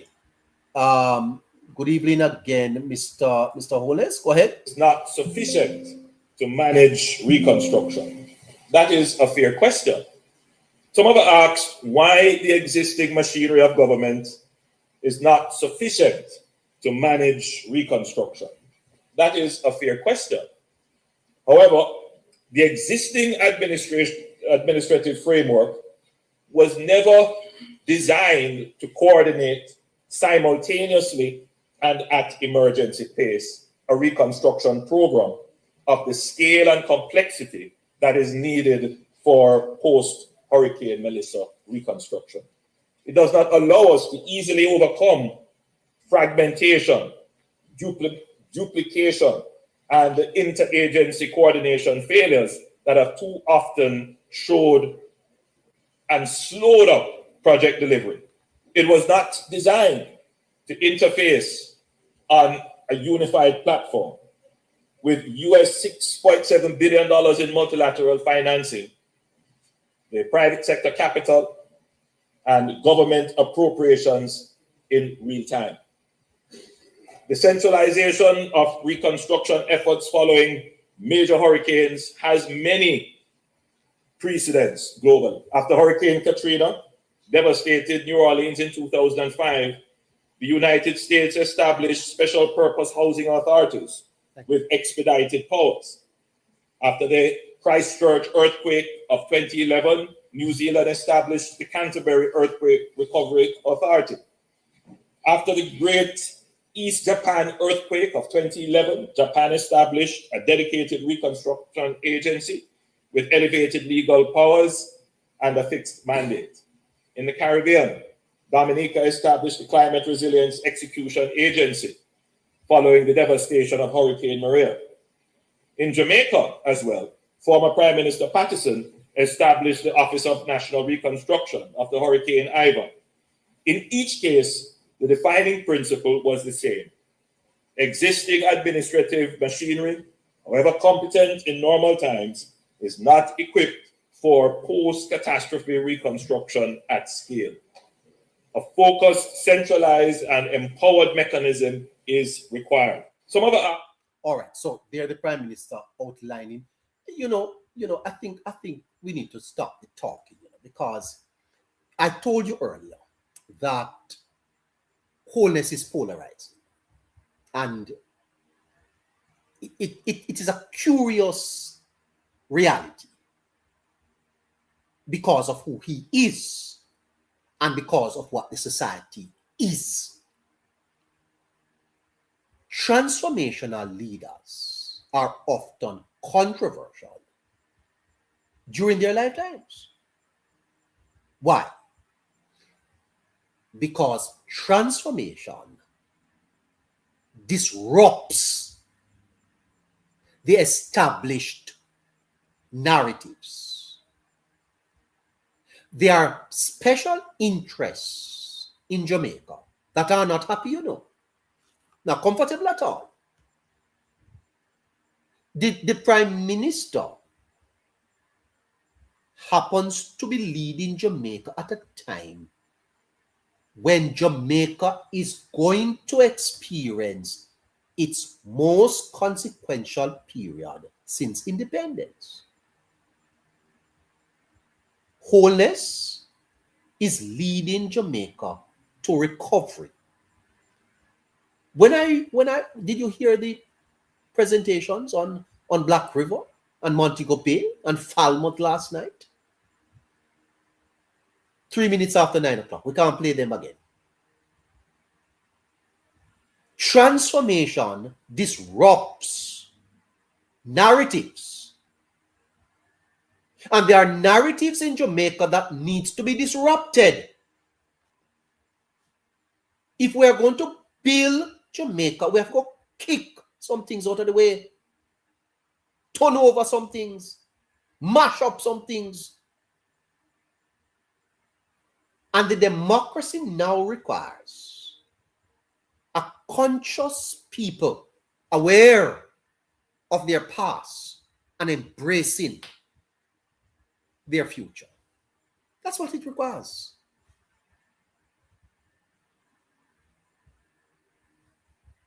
Because when you have to operate in an environment of political tribalism, class resentment, historical inequalities, and the type of social media misinformation,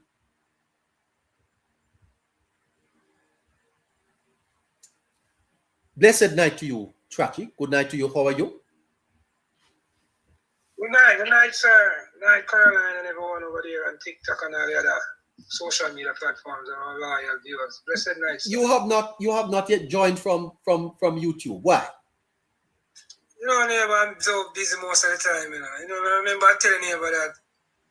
I live in an ice box, neighbor. So whenever the time comes and I have like one warm day or two warm days, make use of those warm days, Oh, you have to do what you have to do, eh? Yeah, because I live in an ice box, neighbor, so I have to make use of little warm days and that I get. Yes. Scratchy, you are the perfect opening batsman here. The fact of the matter, Scratchy, is that I am arguing that Holness is introducing a consequential bill, but he is also a consequential leader. And I believe, Scratchy, that the success of Holness already places him as our best Prime Minister to date. And here is our best Prime Minister about to lead the most consequential development of Jamaica since independence.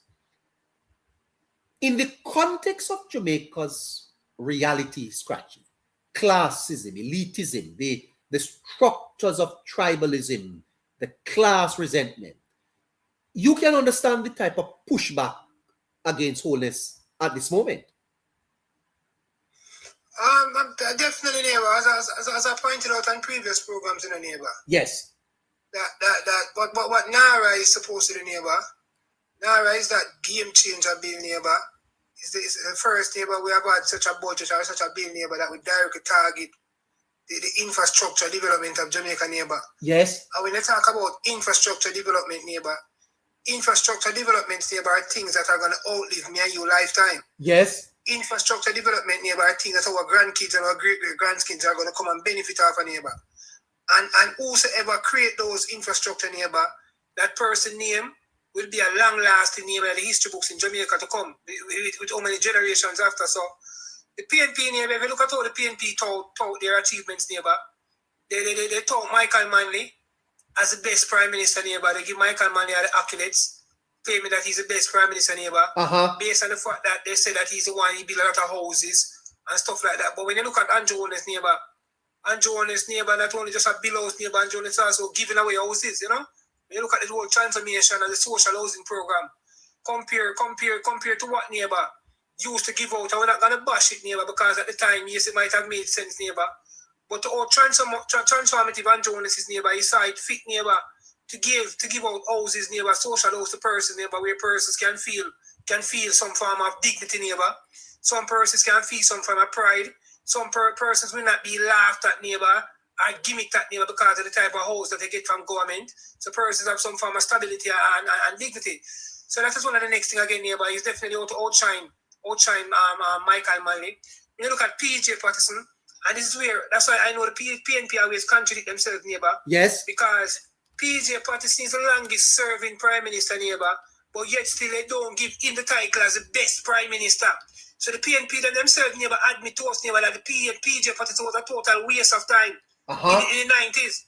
Because I don't see how you can have your longest serving prime minister, but when it comes to who's the best prime minister, he's not a part of it. So Andrew Holness now, neighbor, based on where Andrew Holness upbringing, we're in society, Andrew Holness far as neighbor. Andrew Holness by the classism and the elitism in Jamaica, neighbor. Andrew Holness, neighbor, is seen as an outside child, neighbor. Yes. Andrew Holness is seen as someone who, neighbor, who might be, to them, they might say he's chartering and filming a territory. Yes. And from in a territory. And when you look, neighbor, what Andrew Holness also is doing, Andrew Holness, neighbor, and his cabinet, neighbor, is transforming the lives of the persons, neighbor, who are normally at the bottom end of the table. Persons who, neighbor, who don't normally benefit as much, neighbor, from government resources. Persons who normally don't benefit as much, neighbor, from whatever government has to offer. And Andrew Holness, neighbor, has changed that. Andrew Holness has brought down, has slashed the poverty line in half. Yes. Andrew Holness has brought this country to almost no unemployment, neighbor. Andrew Holness has brought down crime. Andrew Holness is transforming our health sector. Those are the key sectors when you look on, neighbor, to know the advancement and the development of a country. And Andrew Holness has single-handedly changed those, neighbor. Now, look at the NaRRA Bill. Look at the amount of money to spend. Neighbor, tangible infrastructure, neighbor, things that are tangible. When I say tangible, I mean something that you can touch, something that you can see. And anyone, neighbor, who transform Jamaica that way, neighbor, will be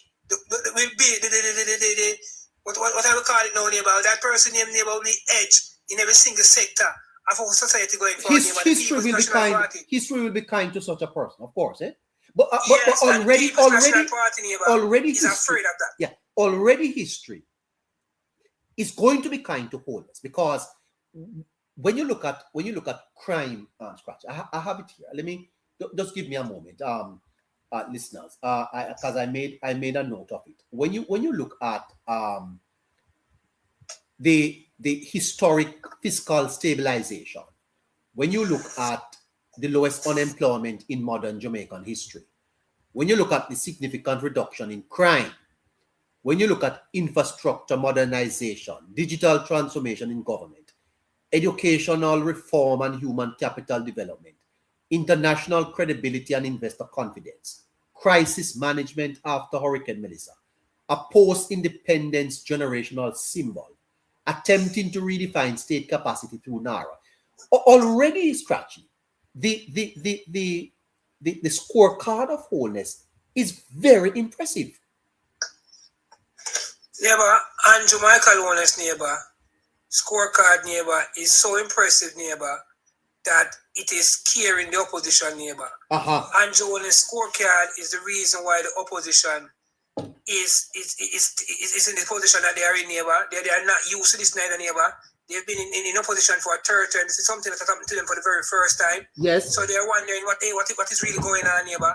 And it's that as a result, neighbor, Andrew Michael Holness, neighbor, when you look at all of the indexes that you just called out, neighbor, that are used, neighbor, to use as benchmark to judge where our society is, neighbor, Andrew Michael Holness, neighbor, has outperformed and outshine, neighbor, any other administration before him, neighbor, in every single sector, every single avenue of Jamaica, neighbor.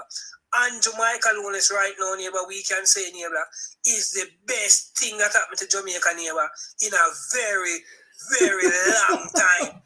Yes. Holness, neighbor, that Jamaicans take him for granted. Yes. And that Jamaicans don't understand, neighbor, what we have right now in the man called Andrew Michael Holness, neighbor. Yes. And that Jamaicans, neighbor, don't understand how visionary Andrew Michael Holness is, neighbor. And a lot of them, neighbor, don't fully see what he's really doing, neighbor. I can tell you, neighbor, I am not worried about. That's why I always tell the Jamaica Labour Party to be different from the PNP, neighbor.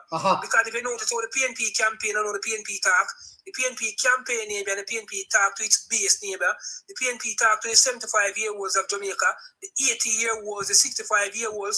Those are the persons who PNP talk to whenever you hear Mark going in the mouth. 65-year-olds? I just want. Yes, neighbor. They tend to play on the seniors, neighbor. Where these seniors, neighbor, they are not readily adaptive to change, neighbor. These seniors, neighbor, who see online banking, neighbor, something that is not good. These seniors, these persons, neighbor, persons who see internet and social media, something that is not good. These are the analog persons, neighbor. And these are the persons who the PNP try to campaign on, neighbor, the analog person, to keep us back in the 90s. Let us believe that it is now 2026 and we are still in reminiscence of the 90s. PNP neighbor campaign to the analog persons of this country. Now, the Jamaica Labour Party neighbor, we have to be different.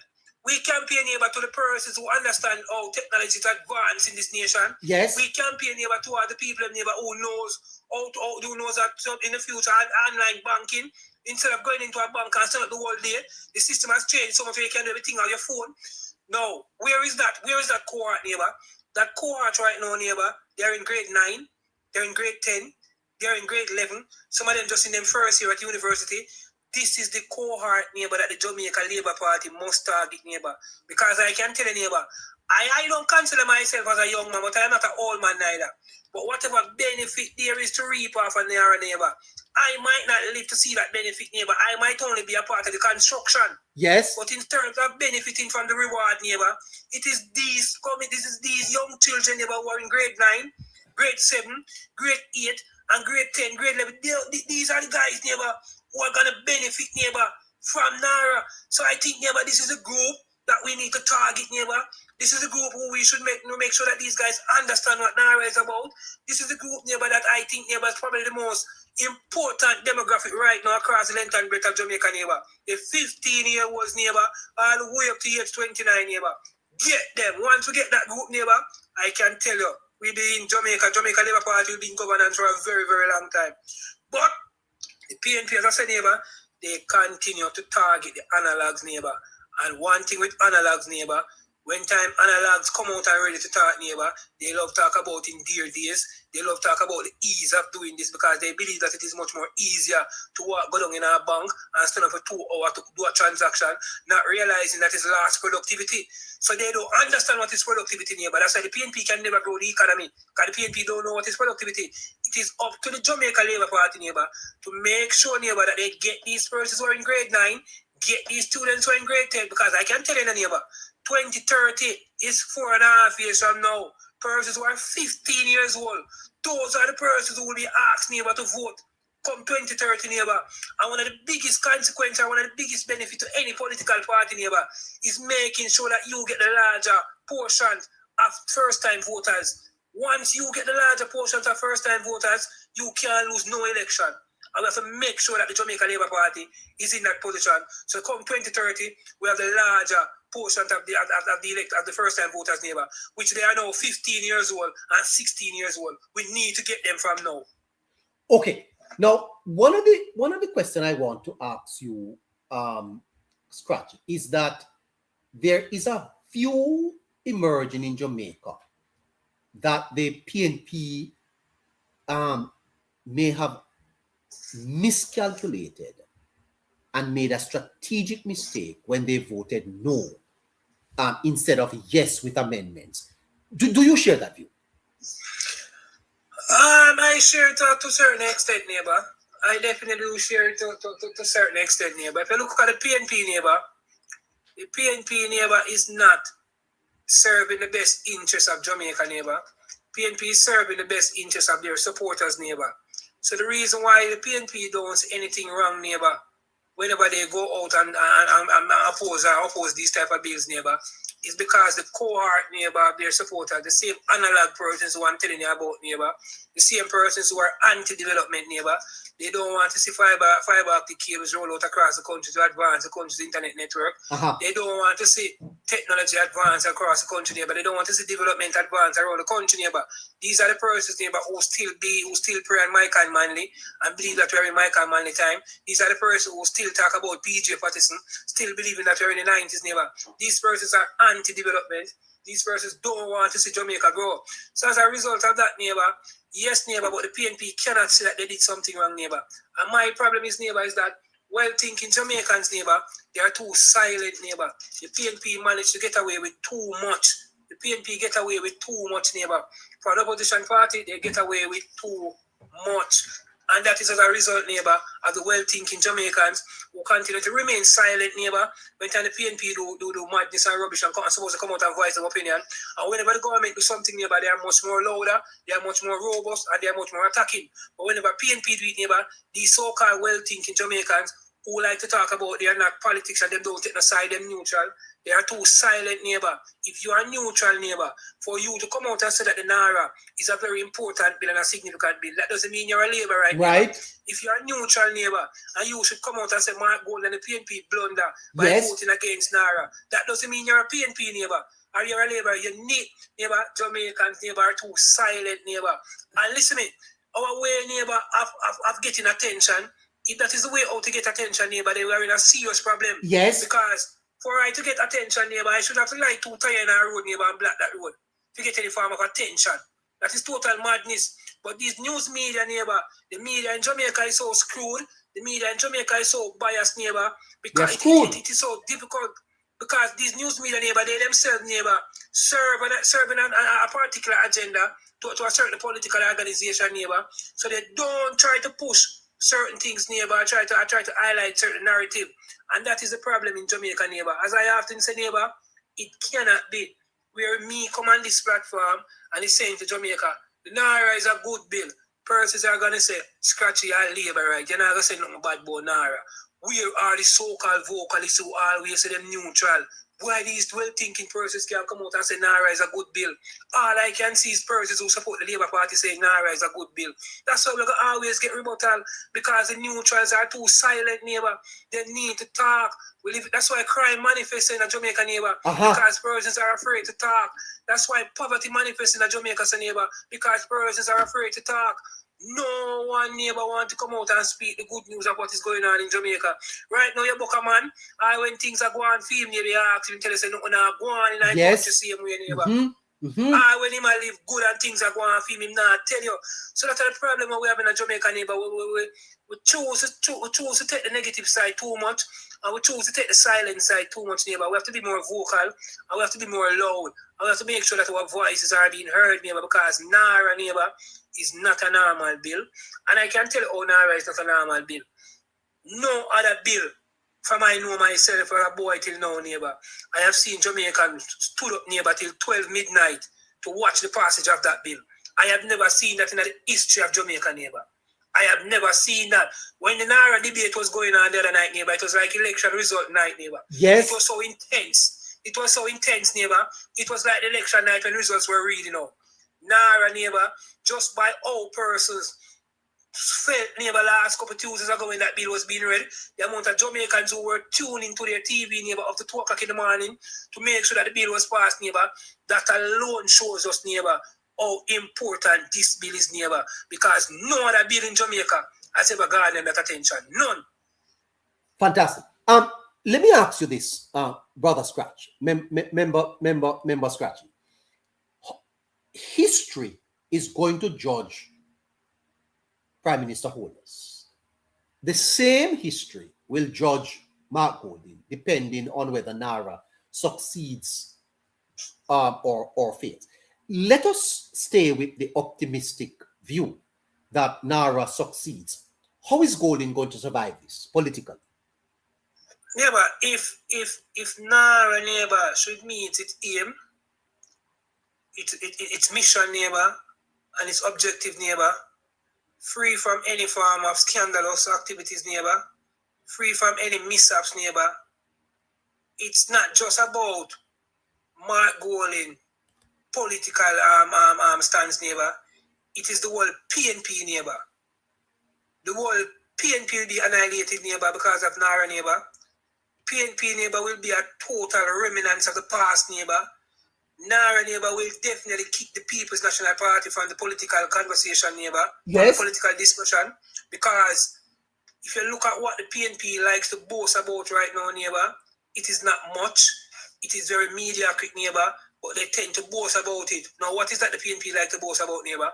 Putting persons to live in riverbeds, and chop a piece of land, don't give you a title or any form of ownership to that land, but just send it for go live in a riverbed, putting persons to live on gully banks, and then the gully overflow its banks, then you get flood out every single year, and then go over the gully overflow its banks. So those are the things, those are the basic things, neighbor, that PNP use to make persons feel appreciated and feel like the PNP has done something to them. Now look at what NARRA is going to do now, neighbor. NARRA is going to take persons off the gully banks, neighbor. NARRA is going to take persons out of the swamps. NARRA is going to take persons out of the riverbeds, neighbor. NARRA is going to formalize all of these informal communities that was created by the People's National Party in the 90s for the sole purpose, neighbor, of manipulating our electoral process, neighbor, by ramming these places, neighbor, and overpopulating these places. Let these people live like roaches and rats in these places, neighbor. And if you look across the length and breadth of Jamaica, neighbor, some of the most crime-riddled communities, neighbor, are communities that are considered informal settlements, neighbor. These are communities, neighbor, where you don't have no proper sewage line running through those communities, neighbor. These communities, neighbor, people still don't dispose of themselves through scandal bags, or gullies, or any other things, neighbor. They do what with scandal bag? They use scandal bag, neighbor, to dispose of their waste, neighbor, to dispose of themselves, neighbor. These are communities, you mean they use the scandal bag to do what? What they do with the bag? Number 2, neighbor, they put the number 2 in the bag and then they seal it over Spanish Town Road. If you're not drive past, but you're going to drop on your car top. What are you saying to me? Yes, neighbor, this is what the PNP do, neighbor. Poor sewage line, no sewage line in these communities, neighbor. So when I'm driving on Spanish Town Road and I see a scandal bag flying over there, so I have to watch it. Yeah, but when you drive past Spanish Town Road, neighbor, you better wind up your window. You'll get a splash out bag, man. No seal bag, man, you don't care it water. I didn't know that at all. I didn't know. PNP cars out, neighbor. So these communities, neighbor, there's no proper sewage system in these communities, neighbor. There's no proper running water system in these communities, neighbor. There's no farmer. These places, neighbor, weren't created, neighbor, for residential living. Yes. But PNP put people in there to live, neighbor. Oh my and God. when they go down there, go live, neighbor, and they don't have the basic amenities, neighbor, that comes with living, they blame the government now and cost Andrew Holness. And Andrew Holness don't have nothing to do with that. Yes. Because at first, this place was not built for living, for residential living. So there was no sewage line there to properly dispose of yourself. There's no proper pipes or running water there to proper for hygienic use or stuff like that, neighbor. Yes. There's no play area. There's no proper housing. There's no proper zoning. There's not even a lane, neighbor. These lane, neighbor, are some little makeshift lane. Majority of these lanes are called zinc fence avenue. You know, because it's just pure zinc fence. The part of these lanes, I call them zinc fence avenue. And if you look across the length and breadth of Jamaica, especially in the carpet area, neighbor, these communities, neighbor, strongly vote and strongly support the People's National Party. We're back to this, back to. Neighbor, back to. When you go to places like even Riverton, neighbor, when you go to those places, neighbor, you can see that these places, neighbor, they never built for residential living, neighbor. When you go to certain communities, neighbor, and you see people living on the banks of the gully, neighbor, you can know that common sense should tell you, neighbor, that nobody should live on the banks of a gully because it is possible that the gully can overflow its banks. So PNP do this, neighbor, for the sole reason, neighbor, for vote.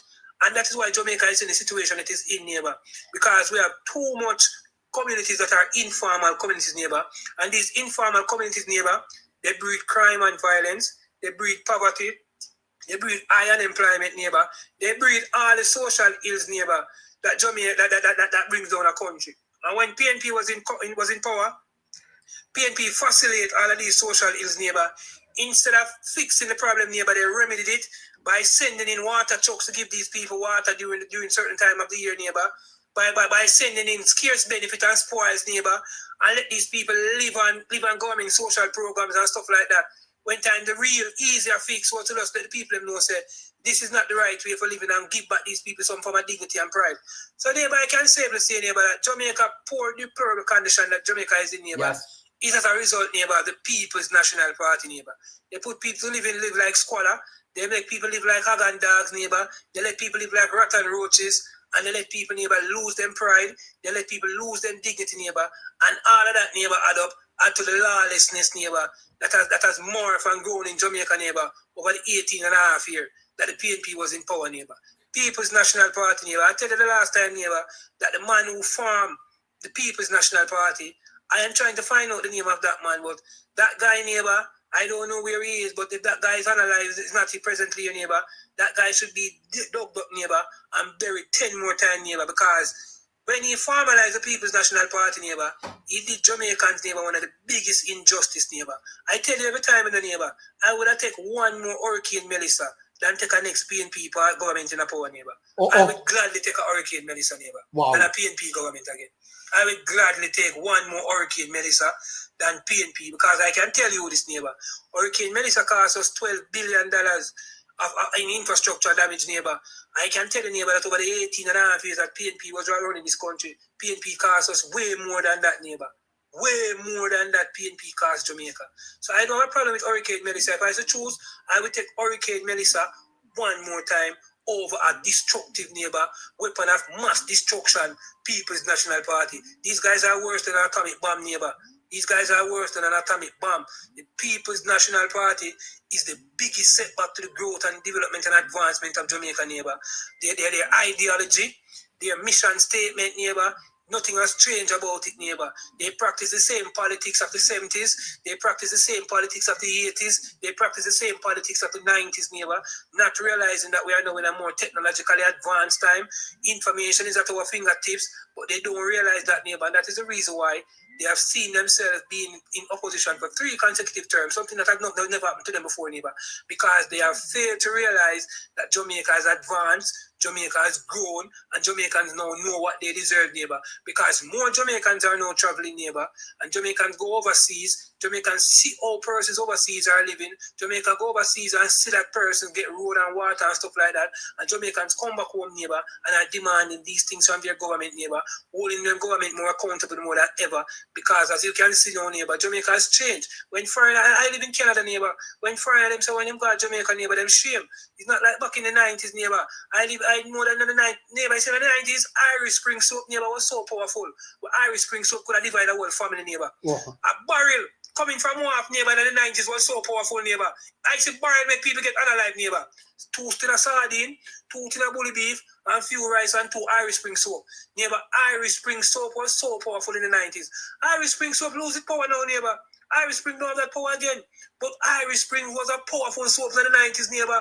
Because if Auntie G send the barrel from America and say if you get 6 soap, and your auntie only get 2, a war, neighbor, because of how scarce benefit and spoils.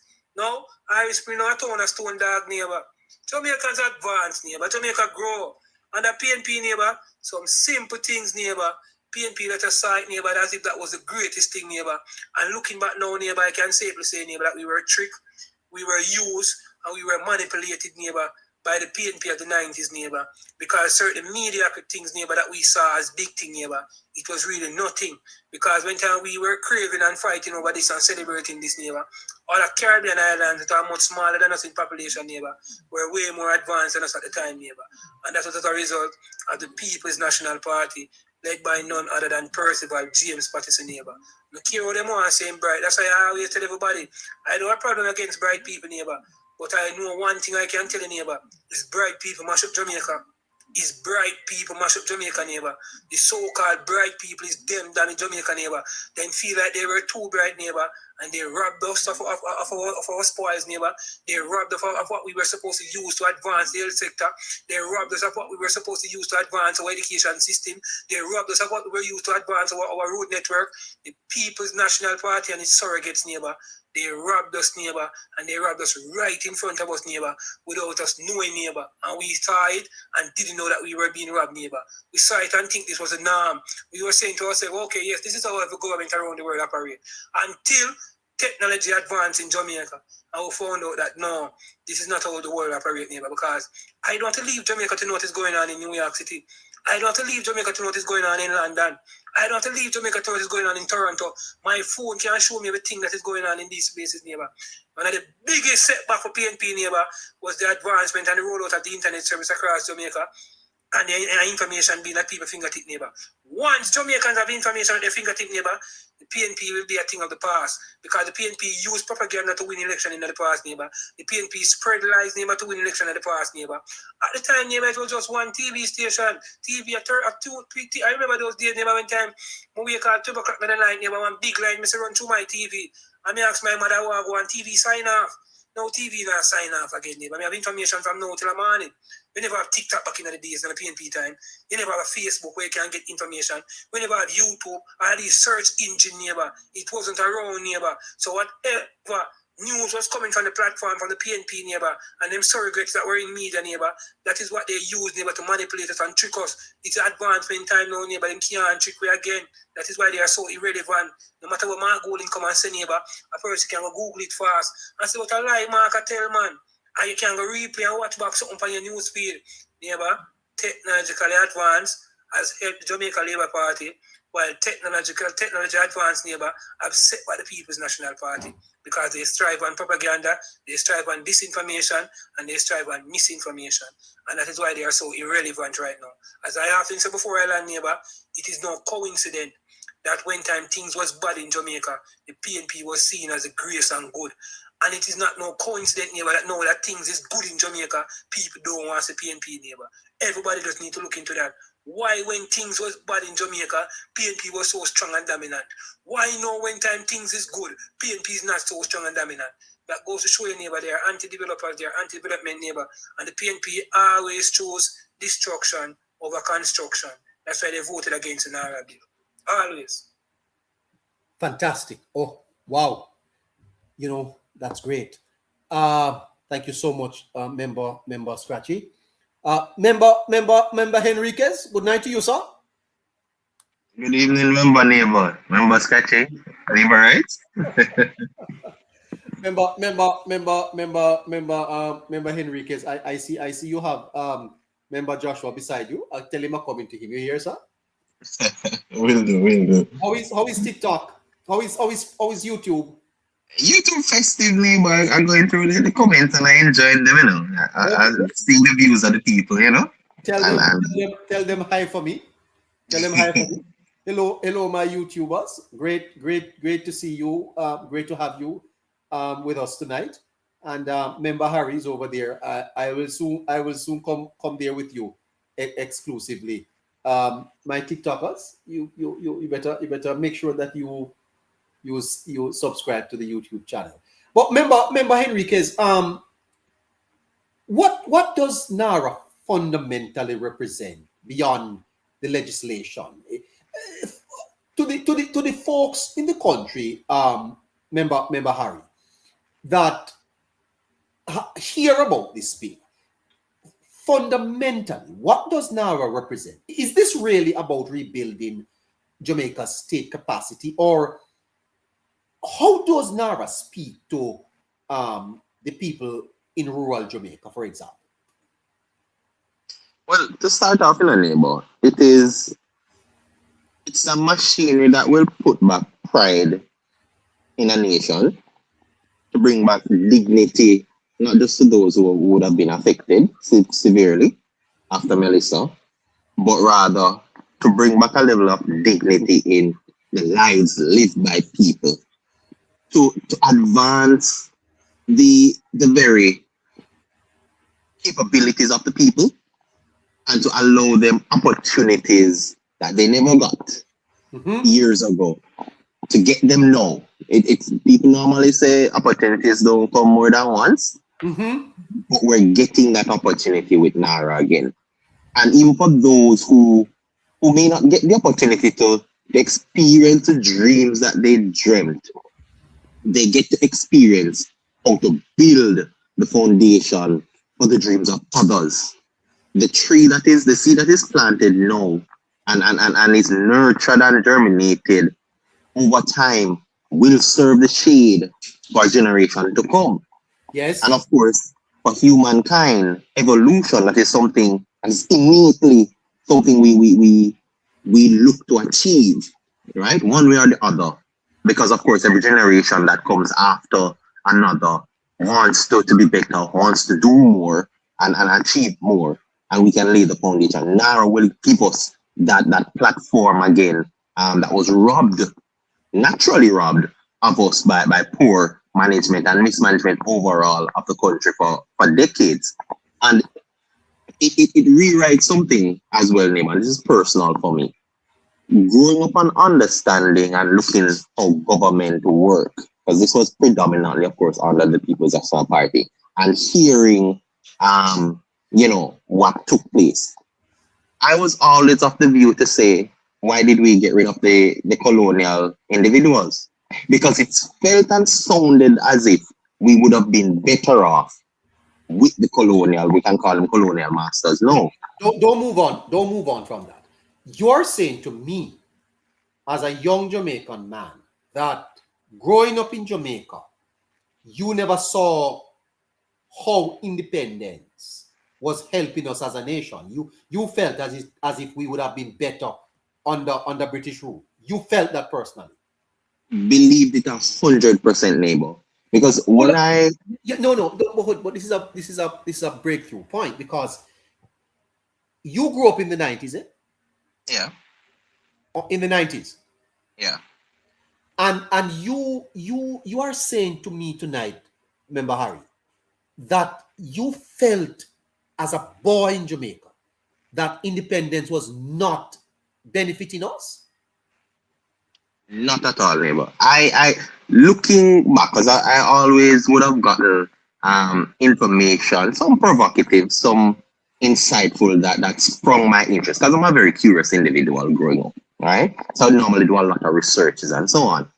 And when I expose myself to what other countries are, not even just regionally, but of the same capacity, and I look at what Jamaica is going through, the dollar moving from $5.50 or $5.60 under Edward Seaga to a whopping $60 and almost $70 thereafter. It showed that we didn't know how to self-govern, and I felt as if we needed somebody over us that knew how to do it, that had the experience, right? I would have traded the independence for the development and the progress. Because when you look what was taught based on what I lived, seeing how Jamaica operates from a governmental standpoint and political, because I only knew, before 2007, I only knew the People's National Party to be the leaders and the government of Jamaica. And when you're that young, you may have the level of intelligence to question a lot of things, but you never yet thought that a consensus in terms of a nation, putting back a government there for so many times, that those people could be wrong, right? And if that is what the best had to offer, because clearly, my understanding is it has to be on merit. They must have been doing their utmost best, and I never saw that best being good enough. But when I look at how the governance from, as I said, colonial individuals, they knew how to get it done. The dollar never slide. We were having production. It was where production met productivity. We had that. But growing up, I never saw that. I saw the erase of that as time goes by. I got to saw where no matter how educated you are in terms of whatever degree or skill you have, there was no work. But other nations who may not have that level, because you would have heard me stated before, neighbor, that at one point, it may change now, but at one point, Jamaica was the most degreed nation in the region, right? In the Caribbean. Persons had more degrees than any other countries. But it didn't translate to better life. It didn't translate to improvement in infrastructure. It never translated to productivity. It just seemed like everything was vibes. And I say vibes because as I got older, I realized now that what would have been done on meritocracy and the things you do to advance a nation, it wasn't really that. It was what the political gains were for who's in government, right? And of course, growing up also hearing that all politicians are thieves, I never had the counterpart to that to say I saw a politician in terms of forming a government, not being in scandals, right? Not hearing about the traffic gurus and the this and that. I never got that until I saw it in 2007 when I was coming into the fray. And as I dug deeper, I got to realize that because I was only afforded one side of the coin, my perspective was grossly skewed. And as a youth growing up, you couldn't blame yourself for that because you knew nothing else. You weren't exposed to anything else in terms of what you lived.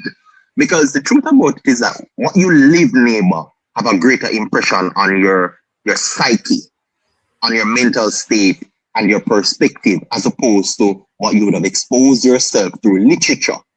Because you never really lived anything else. You were here in Jamaica, and this is your day-to-day. And it showed that we had the opposition that had the better ideas, had the persons with the capacity and the capability to execute it. But the people was under some level, when I was young, I used to say they were under spells, but they were well manipulated.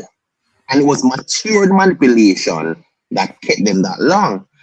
And I could have been a victim of that, right? In terms of had it not changed. Because if you're not exposed to other ways, then you can't demand more. You can't raise the standard. You can't challenge what is in current existence. And that is the beauty about what I would have seen with this administration. Now, that perspective for me as a boy coming to a man now with this administration, neighbor, it showed what is really taking place. It is now an obsolete opposition who was then government, who failed the people of Jamaica a few generations, right? And destroyed Jamaica over 2 decades, which then has a lasting effect of a minimum 5 decades to correct. Not to change, but to correct. Because it's no longer just an open wound, neighbor. It was something ripped out of Jamaica. Think of you losing an organ, neighbor, ripped out of the chest, specifically the heart. Because when you pull the heart in a neighbor out of a nation, you take out the willpower of the people. You take out the fight to stand for their country. You take out the very national pride which a nation breeds on, right? And as such, we get to see the brain drain. We get to see remittances becoming our most, in terms of foreign revenues. Nothing really coming from Jamaica itself to be in line with its counterparts, with its neighbors, with its Caribbean countries, but rather falling behind. And imagine as a youngster growing up and seeing all of that, I saw Trinidad, I thought it was oil that made Trinidad great. I looked at Barbados, I thought it was just old English money going back to Barbados. I look at Dominica Republic, I thought it was just them getting lucky. And it was right across Puerto Rico, I thought it was because it was US backyard. And when I look at Jamaica, I couldn't pinpoint anything. And it shaped how I thought about how Jamaica is being governed. And like I said earlier, I would have sacrificed then to stay with the colonial masters rather than being self-governed based on the evidence that was lived by generations before me and I came up to see it. Nothing changed, nothing advanced the people. And it was disheartening for me to see that I'm seeing all of this, as the internet boomed in the late 90s and then early 2000s, you got to expose a little bit more. Because I used to live in the library in a neighbor. I know most kids now don't go library because they don't have to. I used to live in the library after school every day, doing some form of research, reading something, just because I had a thirst for knowledge. I wanted to know what else was out there. And so much that my dream country was Germany, ironically, neighbor, because they were a nation filled with pride. They felt as if they were so perfect because they didn't leave any stone unturned. But as I got older, I realized why Germany did that, because they had to rebrand themselves as a nation and they had to get it right. So I was being exposed to these ideologies and what persons were living elsewhere, right? And I couldn't get why Jamaica really and truly couldn't meet it. We had a lot of things. Studying backside, we're full from in the 90s, we're full of pothole. There are studies to show that we could use the mud lake neighbor after a certain number of years to create bricks to help restructure roads. These are researches long before I did, because I come and see them. None of these things were translated. An aluminum smelter would have turned bauxite into aluminum where the real money is. And I couldn't get why government never do that. Government forward sell bauxite for little and nothing. And I would have given up the sovereignty at that time for the colonial masters. And I don't know if anybody listening me thought the same, but that we always hear said there's my truth and so on. That was my lived reality in what I was exposed to, because I was exposed to a lot of information growing up as a young boy neighbor. Those lived by my father, because he went through the full political role with the People's National Party, because he was a part of it when he was growing up, right? A man that never actively voted at all, but he knew the history fully, and he ensured that he imparted so much information, some that I will never ever get to explore, right? But that in itself, and when I look back at it now, and I give it serious thought, I realize that I could have been a part of a generation. I would have given up its sovereignty, having fought for it so hard, because I didn't see self-governance as something, as self-advancement. Why, Harry, it's a fascinating discussion. As a matter of fact, you have raised a discussion that I could engage you with for half an hour, but I'm short on time. Joshua? Greetings to you, to the panel, to the moderators, and to all who are listening now and those who will come afterwards. Well, Joshua, How are you, sir? I know you always listen very intently and prepare yourself to come on. What's on your mind? All right, so it's a number of things. Let us begin first and foremost with the PNP's criticism of this current administration, then we'll sweep over what is NARA and then the opportunities that NARA provides. So those are the three main pointers. Right? Okay. Go ahead, sir. Right. So the PNP's main criticism of this administration is often about agriculture. But when we look what happened under the PNP, we had the lowest production under them.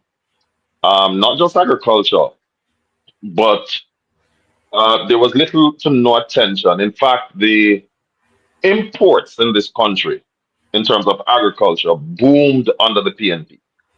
Yes. And it did not boom because persons had so much money, so to speak. But what happened is that you had so much persons traversing back and forth, working under the table overseas, getting exposed to different foods overseas. And because we had a taste and a thirst for that which is foreign.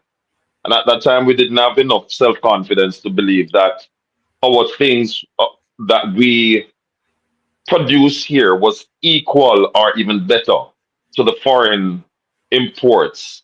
Then what happened is that when we went overseas, we wanted to show how much we know about this foreign stuff and what it meant to us. And so it was almost like a rite of passage. So we, instead of consuming locally produced things, we would tend to go for uh, imports. In addition to that, we saw because of what was happening again, the high production cost in terms of agriculture in Jamaica, we saw the boom of imports, agricultural imports. So I gave you one reason because of those who would traverse back and forth. But we also saw the importation, large importation, or the boom in importation of agricultural produce, which actually was much cheaper. I remember at one point in time, I was managing a wholesale that majored in these things. And they imported coconut from Dominica. And they imported red peas and onions from Dominica while we were producing at a much higher cost here because inflation was so high that for the local farmers to try and compete, it cost them an arm and a leg. And so the imports was much, much cheaper to purchase than the exports. Exports in agriculture. And that brings us to the next concern that the PNP tend to raise. It's not a concern, they're criticism about exports versus import. What the PNP need to recognize is that import or export is not a public sector or a government thing largely. It is really a setting of the climate, and because of what I mentioned in the foregoing about the taste, and what you find out is that the private man find it lucrative to invest in importation. And what it does, because the other thing that we did in marketing, which is known as a niche market. So when you find a niche in the market that suits you, what it does, you kind of lock into it and you make it yours. And then in niche market, but before you get to niche market, there's market segmentation, which includes market demographics and the whole works, right? So what you find out is that now that you have found a niche in the market because of people's growing taste for all things foreign, in addition to that, we want to also look at not just food in terms of import versus export, but we saw the death of tailoring in Jamaica, right? And the seamstress, because it was cheaper to import foreign goods in terms of clothing into the country. We saw the death of Free Zone, which used to produce things here, batteries and all of those things. Raymar's furniture. So we saw the death of all of these things in terms of what we could produce here locally to export overseas. Razor blades and all of these things. So many things. Surge Island, Cremo and all of these things.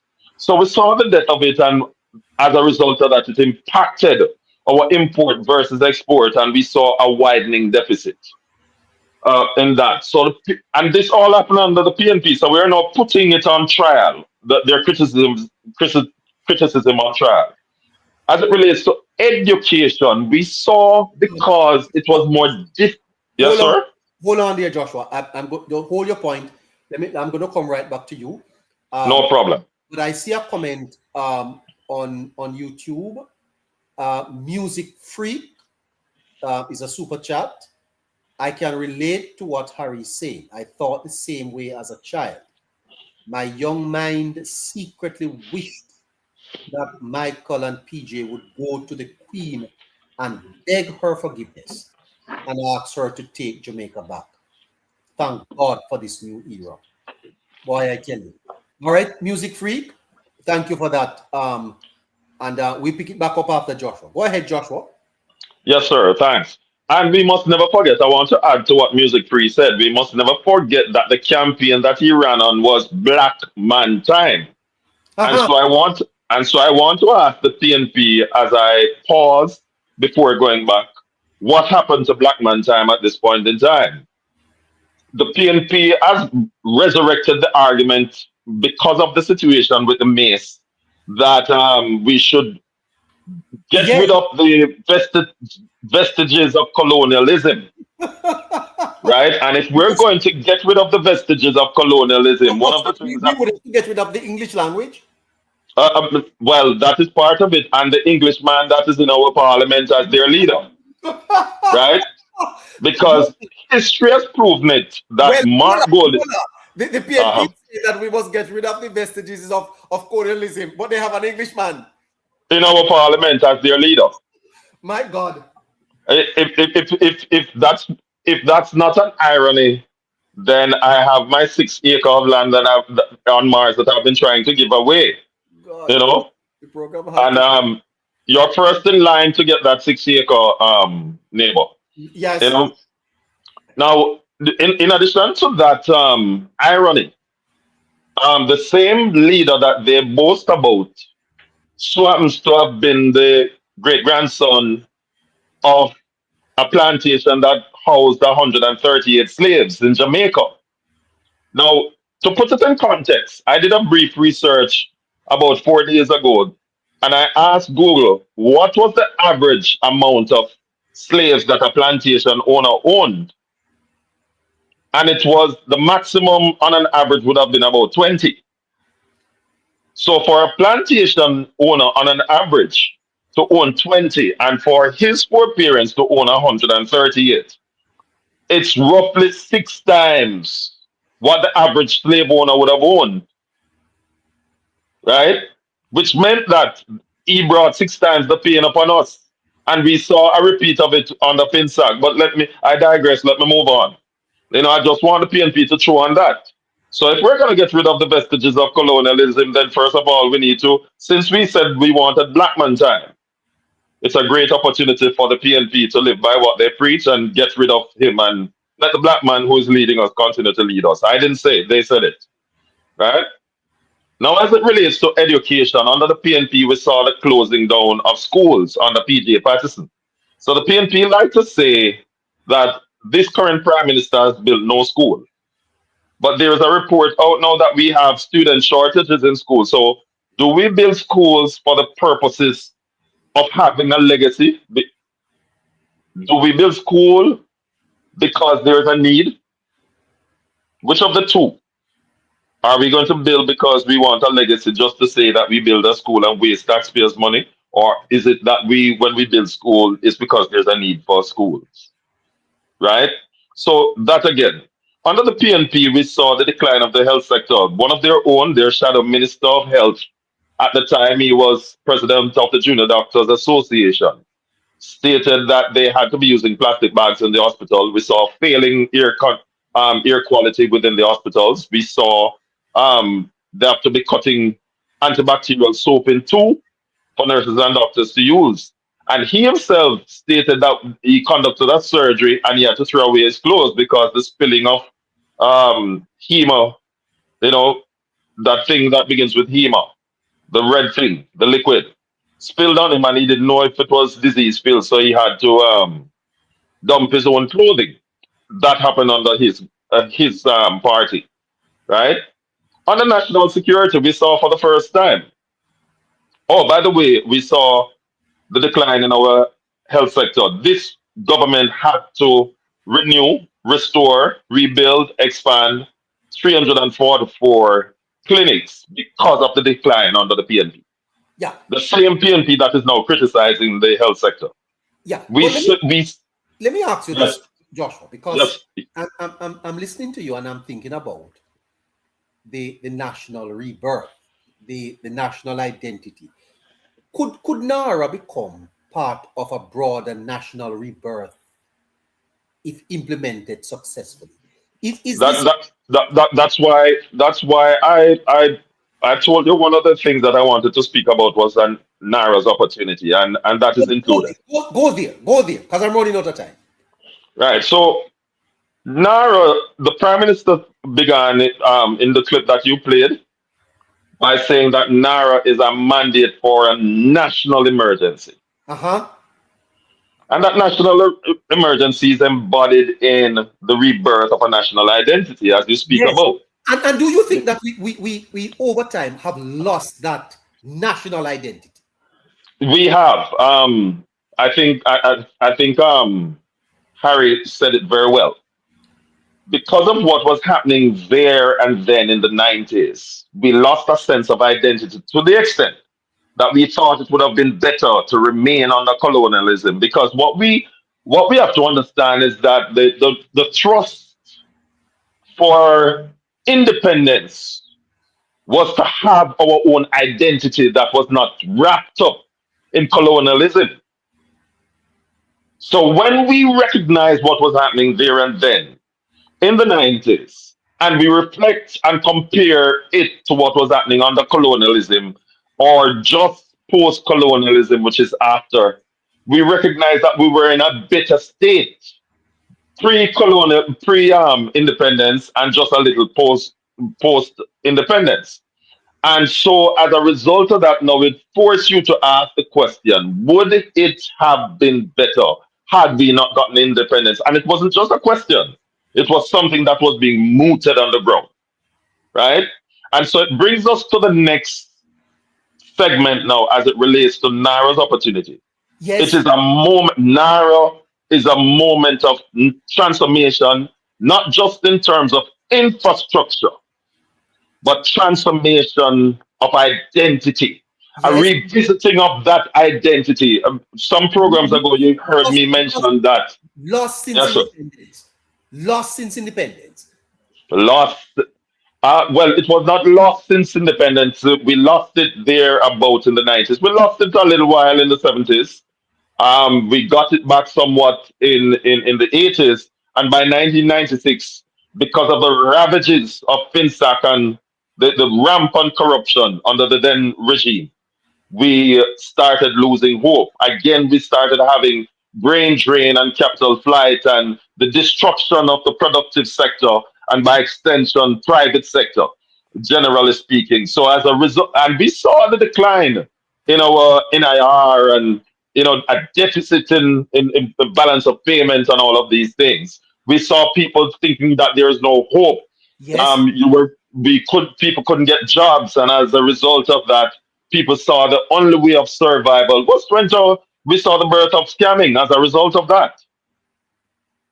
uh-huh. The birth of scamming began as a result of that because people thought that there is no hope, so it doesn't make sense. I try the honest way. We saw the birth of anarchy in the society in terms of lawlessness on the road. We saw the expansion of taxi service because a man think that boy, because there was people being laid off left, right, and center in the public sector and in the private sector when they get their money in terms of being paid off. That's a boy, let me buy a taxi and put on the road, right? And we saw so many things emerging as a result of that. And so NARA is a moment for transformation, as the Prime Minister really said. And this is one of the opportunities that NARA present. It's not just a transformation in terms of these physical things that we can look at, but it's a transformation in terms of rethinking. And it now gives us a sense of hope and dignity within, right? It tells us that if we work hard enough and if we're patient and if we're smart and invest, there's an opportunity not just for the wealthy, as happened in the 90s, when inflation and unemployment was out of hand and rampant crime and the decline in infrastructure and the national things, right? We saw the destruction of St. William's Grand Park downtown, Ward Theatre that is 100 and odd years old, declining mutual life and all of these monumental entities, right? We just saw these things. So this transformation includes, a sense of nationalism again, where I have a stake. As a result of that, we also see with this new era in governance that people for the first time is thinking, let me go back home to Jamaica. We have never seen this happen in a long while. Last year, we had almost 1,000 persons applying for their citizenship in Jamaica, which has not happened in a long time. Were looking to leave Jamaica. Now persons are looking to return to Jamaica. People are looking to invest in Jamaica, purchase land, set up business here. I live in North America, and one of the things that I hear commonly is that I want to go back home. I want to go back home. So many persons. In fact, there are Americans who are now applying for their citizenship for the first time, and that is in the thousand the persons who are in the almost 1,000 persons. Right, the year before was 700 and odd. So it's a growing number that is looking to return to Jamaica because of what is happening. Another opportunity for NARA is the creation of more orderly and structured communities with proper streets, proper water infrastructures, proper sewage, proper lighting, proper security opportunities, greater prospect for employment because of the place of residence. Because in the 90s, because what was happening is that people could not tell their address because you would be discriminated against because of where you live. With NARA, with proper structured communities, people can proudly say, I live in Catherine Estates because they know that they're not living in a rundown shack, right? They're not going home to Zin community wearing a man behind a fence waiting to pull away your daughter. With the NARA, there is a greater sense of home, as it were, because when you go home at night after a long day, I can sleep properly because we have structure, we have order. And NARA is intended through the pulling together of the different agencies to get all of this done, not just done, but speedily, right? And it is intended in a in opposition to what the PNP says, to do it in a structured and an accountable manner where people can begin to see value for their money, not just in terms of the actual money that we have to repay to the multilateral agencies, but value in terms of I made the right choice in choosing the Jamaica Labour Party or the government, which is the Labour Party, to be in charge of our affairs. And so I say, continue to have hope and faith. Do not be anxious because NARA presents something that you have never seen in this era. I said before a couple of weeks ago that NARA today is the UDC of the 60s because UDC was created to build out Jamaica. And the reason UDC never had all of these slow down because a lot of these checks and balances that are now in place that creates hindrances in terms of speed had to be in place because of the rampant and wanton corruption of the 90s. And so these things had to be created to give the international community who was lending their money to us a sense of assurance that, listen, we can continue to lend you money, even though at one point in time they didn't want to lend us. And so UDC almost became obsolete. So for those who are saying what happened to ODPEM, ODPEM was created in the 80s by Edward Seaga for a different purpose. And it was really to give people an opportunity to understand weather patterns and to prepare properly for the advent of hurricane. And yes, to a certain degree, to help to organize rebuilding, but not in the same on the same scale or in the same way as NARA has been created. NARA is a greater vision for Jamaica that will let people feel like we live somewhere that all of us can not only present reggae music and sports as something to brag about, but we live somewhere that we finally call home, that we can say to the world, look at us, we're a model for the rest of the world. Jamaica has given handsomely to the rest of the world in so many ways, and it's time for us to give them a sense of accountability and structure and order that the world can look on and say that tiny nation is continually a beacon to the rest of the world. And I will yield right now. Brilliant from you, Joshua. And I like the energy. Excellent. Harry and Scratchy, member Scratchy. We almost out of time. So Scratchy, three minutes. Use 3 minutes and wrap this question for me, Scratchy. Jamaican Scratchy, we seem to have become trapped in a low trust political culture where our citizens instinctively distrust every major initiative. And the PNP is pushing this idea, Joshua, that Scratchy, that don't trust them. How are we going to emerge out of this low trust political culture where we don't even trust our neighbors, Scratchy? The political tribalism has really polarized the society, you know, Scratch. Definitely, neighbor. I think neighbor, the political polarization, neighbor, of our politics, neighbor, and the tribalistic nature of our politics, neighbor, it has definitely neighbor set back Jamaica to some degree, neighbor. And the PNP seems to thrive on it. Yes, neighbor. Anything that has to do with the downfall, neighbor, of Jamaica, neighbor, the PNP will definitely strive on it, neighbor. And the no trust, neighbor, this no trust mentality, neighbor, was created, neighbor, and as much as we want to create it, I believe it, neighbor, that 18 and a half years, neighbor, that the People's National Party rule over Jamaica, neighbor, that 18 and a half years, neighbor, basically was what persons use, neighbor, to judge politicians, neighbor. That 18 and a half years, neighbor, was what persons use, neighbor, to judge how government operate. And I think, neighbor, that 18 and a half years, neighbor, did more injustice for us as a country, neighbor, than anything else. Because if you look at the rampant corruption, neighbor, across our country, neighbor, it morphed, neighbor, to a different level in the 90s.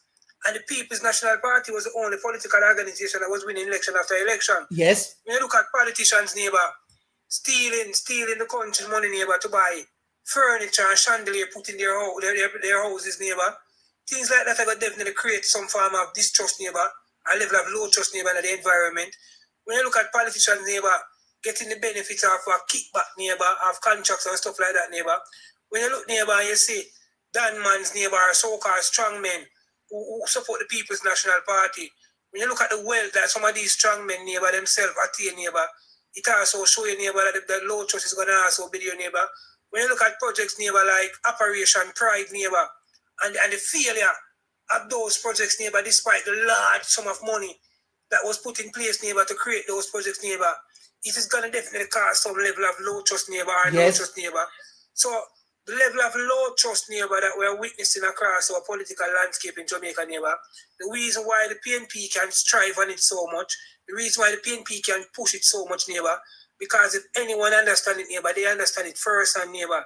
They know the law, they know what they did while they were in government, neighbor.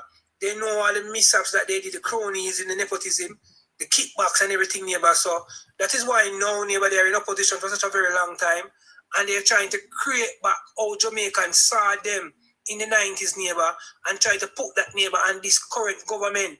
You know, because the People's National Party, neighbor, is a political organization, neighbor, where a lot of the bad things that Jamaicans is reeling from, neighbor, a lot of the bad things that is going on in Jamaica right now, neighbor, was what was manifested, neighbor, or gained some form of strength and relevance, neighbor, within that 18 and a half year that the PNP was ruling Jamaica. And if I should go, neighbor, to my two favorite characters, Sylvester and Garfield, neighbor, when you look at those two persons right now who are the hem of the People's National Party, neighbor, Sylvester and Garfield, neighbor, are two persons who also benefited, neighbor, from Jamaica's downfall. And when Sylvester and Garfield benefited, neighbor, and Jamaicans saw, neighbor, that coming out of something like a FinSac, the only winners and the only real beneficiaries, neighbor, was Sylvester and Garfield, neighbor. That also created a level of great, neighbor, distrust, neighbor, low trust environment. Yes. So, and when you look at them right now, neighbor, they both understand the system, neighbor. They both know how they garner their wealth, neighbor. They both know how they became wealthy men, neighbor. And they know, neighbor, it was as a result, neighbor, of hanky-panky within the government. It was because a result of inside information that they might have at the time, neighbor. And they know that it was something, neighbor, that was right. So now that they are on the opposite side, neighbor, they are looking in, neighbor, and they are seeing everything that they did wrong. Some people like to say thief, no love is a thief with a long bag, neighbor, but I will never attribute the slogan thief, neighbor, to this Jamaica Labour Party government, neighbor. So what I would say, neighbor, is that thief, neighbor, don't love to say good people or try the things of people. You know, that's what I was going to say. I'm not going to say thief, no love to say thief with a long bag.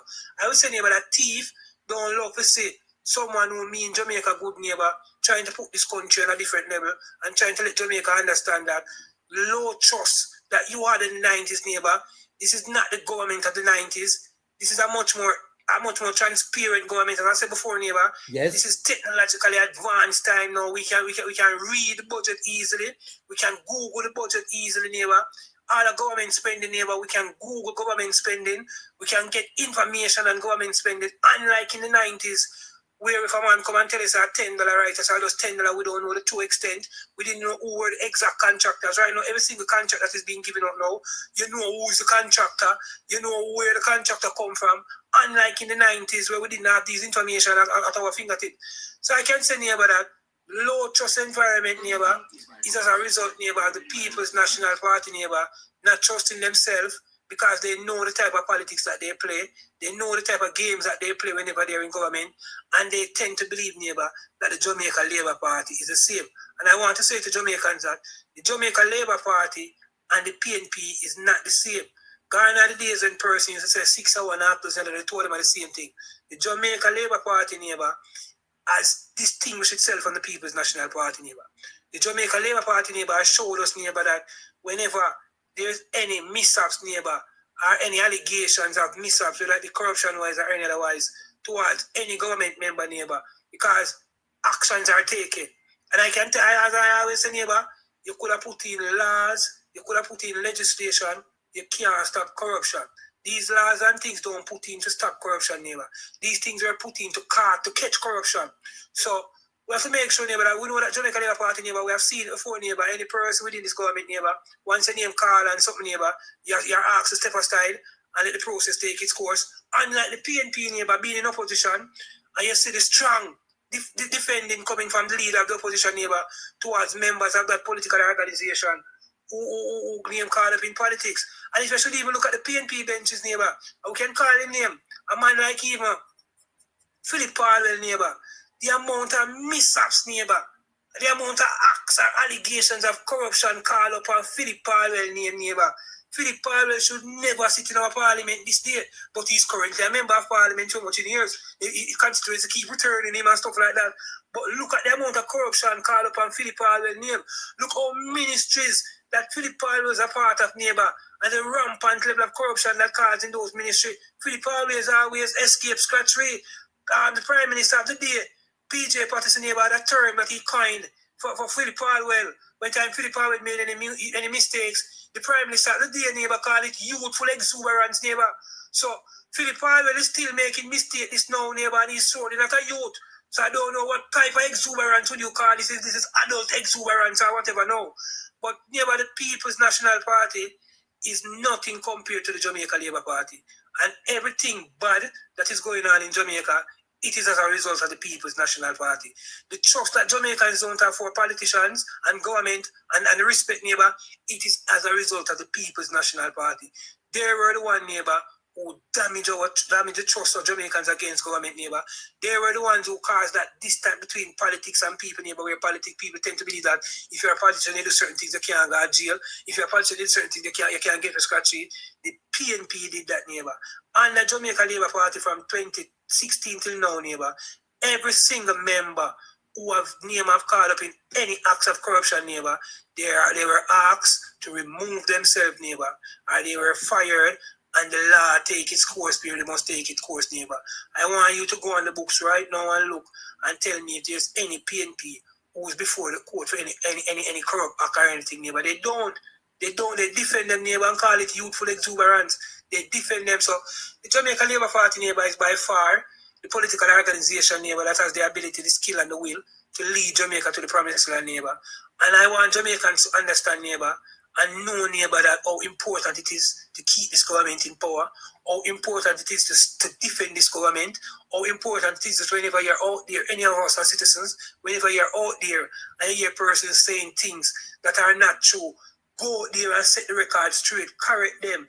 Don't just pass. You have a duty to this nation. Each and every single one of us, neighbor, all the Jamaican citizenship, neighbor, we have a duty to Jamaica, neighbor, to make sure that we trample misinformation, to make sure that we trample disinformation, and make sure that we share the good news with our brothers and sisters and fellow countrymen and women, neighbor. Because whether we want to believe it or not, neighbor, there's a lot of Jamaicans who don't comprehend, who don't have the basic comprehension skill, neighbor, to break down a lot of stuff that's coming from the government, neighbor. Jamaicans like to run with sound bites. Jamaicans more listen to reply than listen to respond, neighbor. So the persons who know the good, neighbor, we must make sure that we correct these people, neighbor. Because if we don't correct them, neighbor, we're going to have more persons who don't know the facts, but they are spewing all type of misinformation and disinformation towards the government. And you see it, because look on even with the recent IC, you hear a man say, the Prime Minister a thief. And when you say to him, what the Prime Minister a thief, him can't tell you. But he want to tell you say the Prime Minister a thief, no, but you ask him what the Prime Minister a thief, him can't tell you what the Prime Minister a thief. So that goes to show you, neighbor, just the sound bites people run with it. People don't have no full understanding, and PNP prey upon that. PNP use that and manifest that against the Jamaica Labour Party. I will also ask neighbor, as I often say, neighbor, government alone cannot do it, neighbor. And I think at the present time in Jamaica, neighbor, too much is being asked of this present government, neighbor. This government, neighbor, must focus on policies and focus on programs. And all of us as citizens, neighbor, owe the responsibility to our country, neighbor, to break down these policies and programs so that our brothers and sisters can understand them and know what it means to them, neighbor.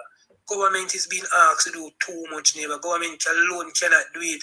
It's 65 or 63 members of parliament, and Jamaica has 2.8 million people. All of us have a role to play. And that is why misinformation and disinformation strive so much in Jamaica, neighbor, because we who claim so we know it, we don't try to rebut, and we don't try to set the record straight and correct our brothers and sisters whenever we hear them say wrong. But again, neighbor, based on how tribal the political landscape is, neighbor, for persons who want safety and other things, persons tend, neighbor, to enter in the year certain political argument or political talks, neighbor, to stay far from it. Because persons know, or persons remember, neighbor, in the past. Again, we go to the 90s, neighbor, how high political violence was, neighbor, how tribal it was, neighbor, or things that could happen to you if you come out and support and say something because you support in defense of the Jamaica Labour Party. You could lose your job. You might, in worst case scenario, you could even lose your life. So a lot of persons are still fearful of that, neighbor. I don't think the fear, yes, we can literally see that the political climate has toned down, the political violence has toned down, but the reminiscent, neighbor, is still lingering around our society, neighbor. And that is what is causing a lot of persons, neighbor, to not come out and speak up boldly, neighbor. Because whether we want to believe it or not, there's a lot of persons who are high position in our society, neighbor, who support the People's National Party. And if they were to hear persons who are employed to their organization, neighbor, or whatever, coming out and talking things that, neighbor, that might favor the Jamaica Labour Party, they might use it against them, neighbor. So we still have a little clean up to do in the country, neighbor. We must allow persons, neighbor, to share their free will. I always say, neighbor, that for our universities, we have University of the West Indies, we have University of Technology, and we have so many other universities, neighbor. And these professors, neighbor, these chancellors, neighbor, these persons are key persons, neighbor, in our society. These persons role key academia role, neighbor, and teacher role in our society, neighbor. And I think, neighbor, that these persons, neighbor, are too silent. Persons who study these areas, neighbor, they are too silent. Persons in the University of Technology, neighbor, who study town and country planning, who study urban development, who knows how important infrastructure and development is, neighbor. I don't hear none of these persons coming out and defending NARA. You know, persons who study, neighbor, and claim to be specialists in certain areas. I don't hear none of them coming out and talking about the government response towards Hurricane Melissa. Persons who study, neighbor, and hold certain level of skills, neighbor, in terms of economy and how the economy is going, neighbor. I don't hear them coming out and being vocal and comparing and say the economy right now is much better than it was ever in the history of Jamaica. So too many of our persons, neighbor, who hold high position in this country, neighbor, they are too silent. And that is what is killing Jamaica right now, neighbor. The deafening silence of well-thinking Jamaicans, neighbor, is our biggest problem right now. And that is why disinformation and misinformation continue to roam. And that is why every single thing in Jamaica, every single decision that is come up by government, every single program that's come up by government, every single policy that is put up by government, neighbor, it is going to always have some form of politics attached to it, neighbor. Because the well-thinking persons who like to talk about them neutral, they are not speaking up. Yeah. They are leaving persons like me, you, Caroline, Harry, and all the other labor rights in the chat, neighbor, to come out and come talk. And when time we come out and talk, neighbor, it is not going to seem authentic. It is not going to seem genuine because we are already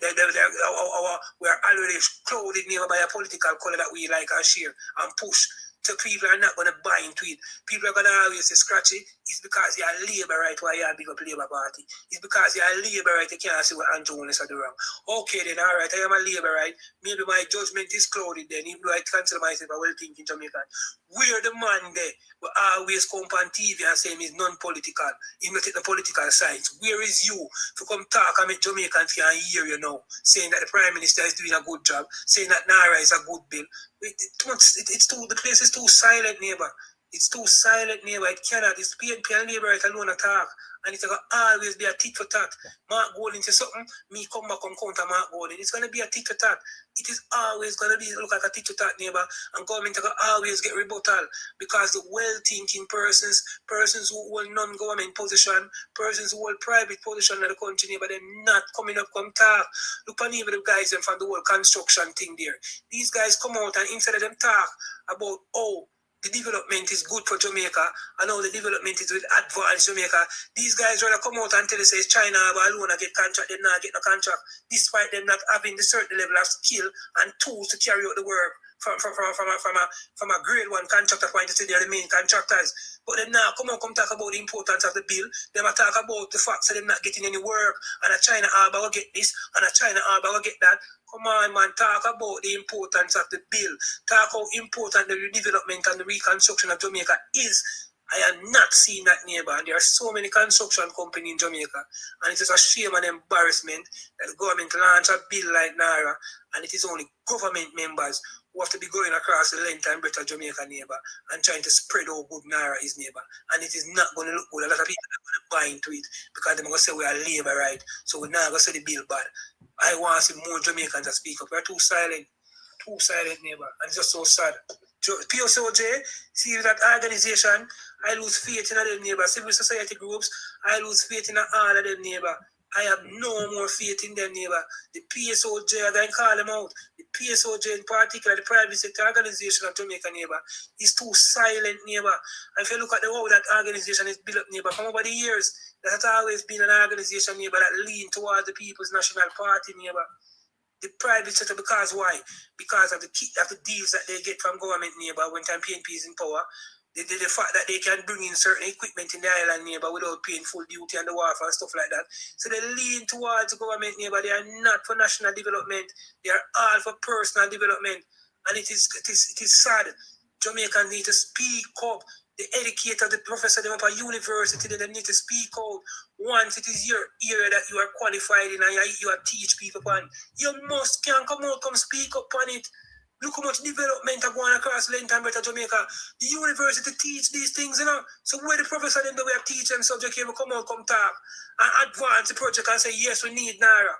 Yeah, but it's just so sad, yeah. That's why Jamaica will always be a political country no matter what. Me and you can't change it, neighbor.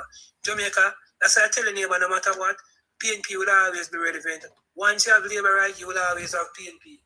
We never see labor right alone. Once there's a Jamaica Labour Party, there's going to always be a People's National Party. Once there's a People's National Party, there's going to always be a Jamaica Labour Party, neighbor. So the tit for tat will never end, neighbor. And when it gets worse, is when time well-thinking Jamaicans remain silent, or when time arms of the society, neighbor, like media, who's supposed to be fair, who's supposed to be balanced in them coverage, neighbor, take a side, neighbor, it is going to get worse. And that is why we see misinformation and disinformation at the highest level now, neighbor, because there's a particular media group in Jamaica that spew the misinformation and push it. The biggest mistake that was ever made in Jamaica, neighbor, was when the Press Association of Jamaica, the Ministry of Education and the Cabinet of Jamaica at that time, neighbor, should have never granted Gleaner Company, neighbor, to own so many percentage of our media landscape, neighbor. It was an injustice upon us, neighbor. It was an injustice upon freedom of the speech. It was an injustice, neighbor, upon the ability, neighbor, to have free thinking and free will. It was an injustice, neighbor, upon our society as a democratic society, neighbor, for one media group, neighbor, to own so many other small organizations and small media groups. It was an injustice, neighbor. Anyone who gave the authority for that, neighbor, blundered at that time. Neighbor, Jamaica is too small, and Jamaica is too, in terms of how we take in information, neighbor, we are not at certain level, neighbor. And that deal, neighbor, should have been shut down by the Press Association of Jamaica or the Broadcasting Commission of Jamaica, neighbor. That should never happen, neighbor. That is like a monopoly on the media neighbor landscape. And that is madness. You cannot have a monopoly in the media. Once you have a monopoly in media neighbor, which are a political organization that media group should side with neighbor, that's the narrative that the majority of Jamaicans will be pushing. And that is why so many Jamaicans is pushing negativity towards the government neighbor. Because that specific media group that we are talking about, they support the People's National Party and they are pushing the narrative of the People's National Party. That is one of the biggest blunder toward democracy neighbor. When they let that media group neighbor garner so much to get that big merger. Wrong thing happening in the society neighbor. Biggest problem in the Jamaica neighbor. They trample upon our press, trample upon our freedom of speech, trample upon our ability neighbor to get authentic information neighbor, non-biased information neighbor. All of these groups neighbor that are currently under the Gleaner communication group neighbor. A lot of these stations neighbor should have been independent and them own neighbor. Because if the headquarters, say Gleaner is the headquarters neighbor, and I am pushing a certain narrative, and I have 18 other subdivision under me neighbor. Those 18 other subdivision neighbor, whether they want it or not, they never push the same narrative. And that is where we went wrong neighbor. Because whatever Gleaner said, Power 106 ever said, RGR Communication Group ever said, TVJ will come on and say it neighbor. And that is a problem why we see so much rebuttal towards the government neighbor. I don't know who gave the go-ahead neighbor at that time, but it was the biggest blunder neighbor in our democracy neighbor, was granting the Gleaner communication group the power neighbor to put so many other media houses under one. Big injustice to our system. Well, thank you so much, member Scratchy. And trust you have a great night, sir. Catch you on the other side of tomorrow. Same to you and the viewers, sir. Have a good night. Fantastic intervention here. Well, don't move there, Scratchy. Listeners, we want to move over to Member Harry. Member Harry, over on YouTube. Good evening to you again, sir. I'm here, neighbor. Good night again, everybody. Member Harry, I'm going to have to ask you to put a wrap on the program. Sum up what we have spoken about and tell my YouTubers good night. My taxi is coming quickly. Well, you know, neighbor, we painting the picture continuation from last night. Last night we give them the physical thing as to what it looks like. But tonight now we'll bring it down as to what the bill means for the people, more from just an infrastructure. Yes. But from a policy level, from how it changes the mental capacity of the people, the transformation that will be coming with it as a people, you know, neighbor. And right through governance itself is a change in how we look at the political landscape and where it starts, right? So it's for people to understand that NARRA isn't just about building neighbor. It's about a transformation, both mentally, psychologically, and philosophically. And it is something that we have to pride ourselves on. We have to keep pushing, you know, as we give the information out to the people. They take it and sometimes regurgitation is good for the people when they're having their conversations, neighbor. So that's what we really took them, so that they understand, you know, what else is there. The accountability structure that is also in place, how that's going to transform Jamaica and what it really will be doing, right? So I do hope everybody enjoyed the program, learned a lot, because I know tonight was one in which neighbor come within in teaching, you know, need to come with a book and pencil, right? But it really gave the people a different view or perspective as to how to look at NARA and not be caught up in the distractions that are being put out and being flooded by narratives being spewed in the public that are very catchy, I must say. You know, they are targeting the people's right span. And we brought that to them tonight in a different way for them to understand it. Fantastic. Well, listeners, we're out of time. We're out of time, but we're not out of information. Tomorrow is Friday, and we're going to be back. Well, I think I'll be on tomorrow morning. Yes, for the morning show, and the team will be back with me at 7:00. So, Scratchy. Yes, neighbor. Continue to do your good work, sir. Really appreciate the substance and the thoughts that you have. You drove me to do overtime tonight, though. The fans deserve it tonight, you know. Give them a little overtime, you know. A little overtime is good. Is good for them. Tomorrow is Friday. I hope they compensate or dance something for it. I think so. And Mother's Day is on Sunday. Your mother is alive, Scratchy? Definitely, neighbor. Mommy is there, you know, down there in Jamaica right now. Oh, lovely. We have to plan a special program for Sunday, neighbor. I think so. I'll be doing a special program for the mothers on Mother's Day Sunday morning, and I'll be back with them.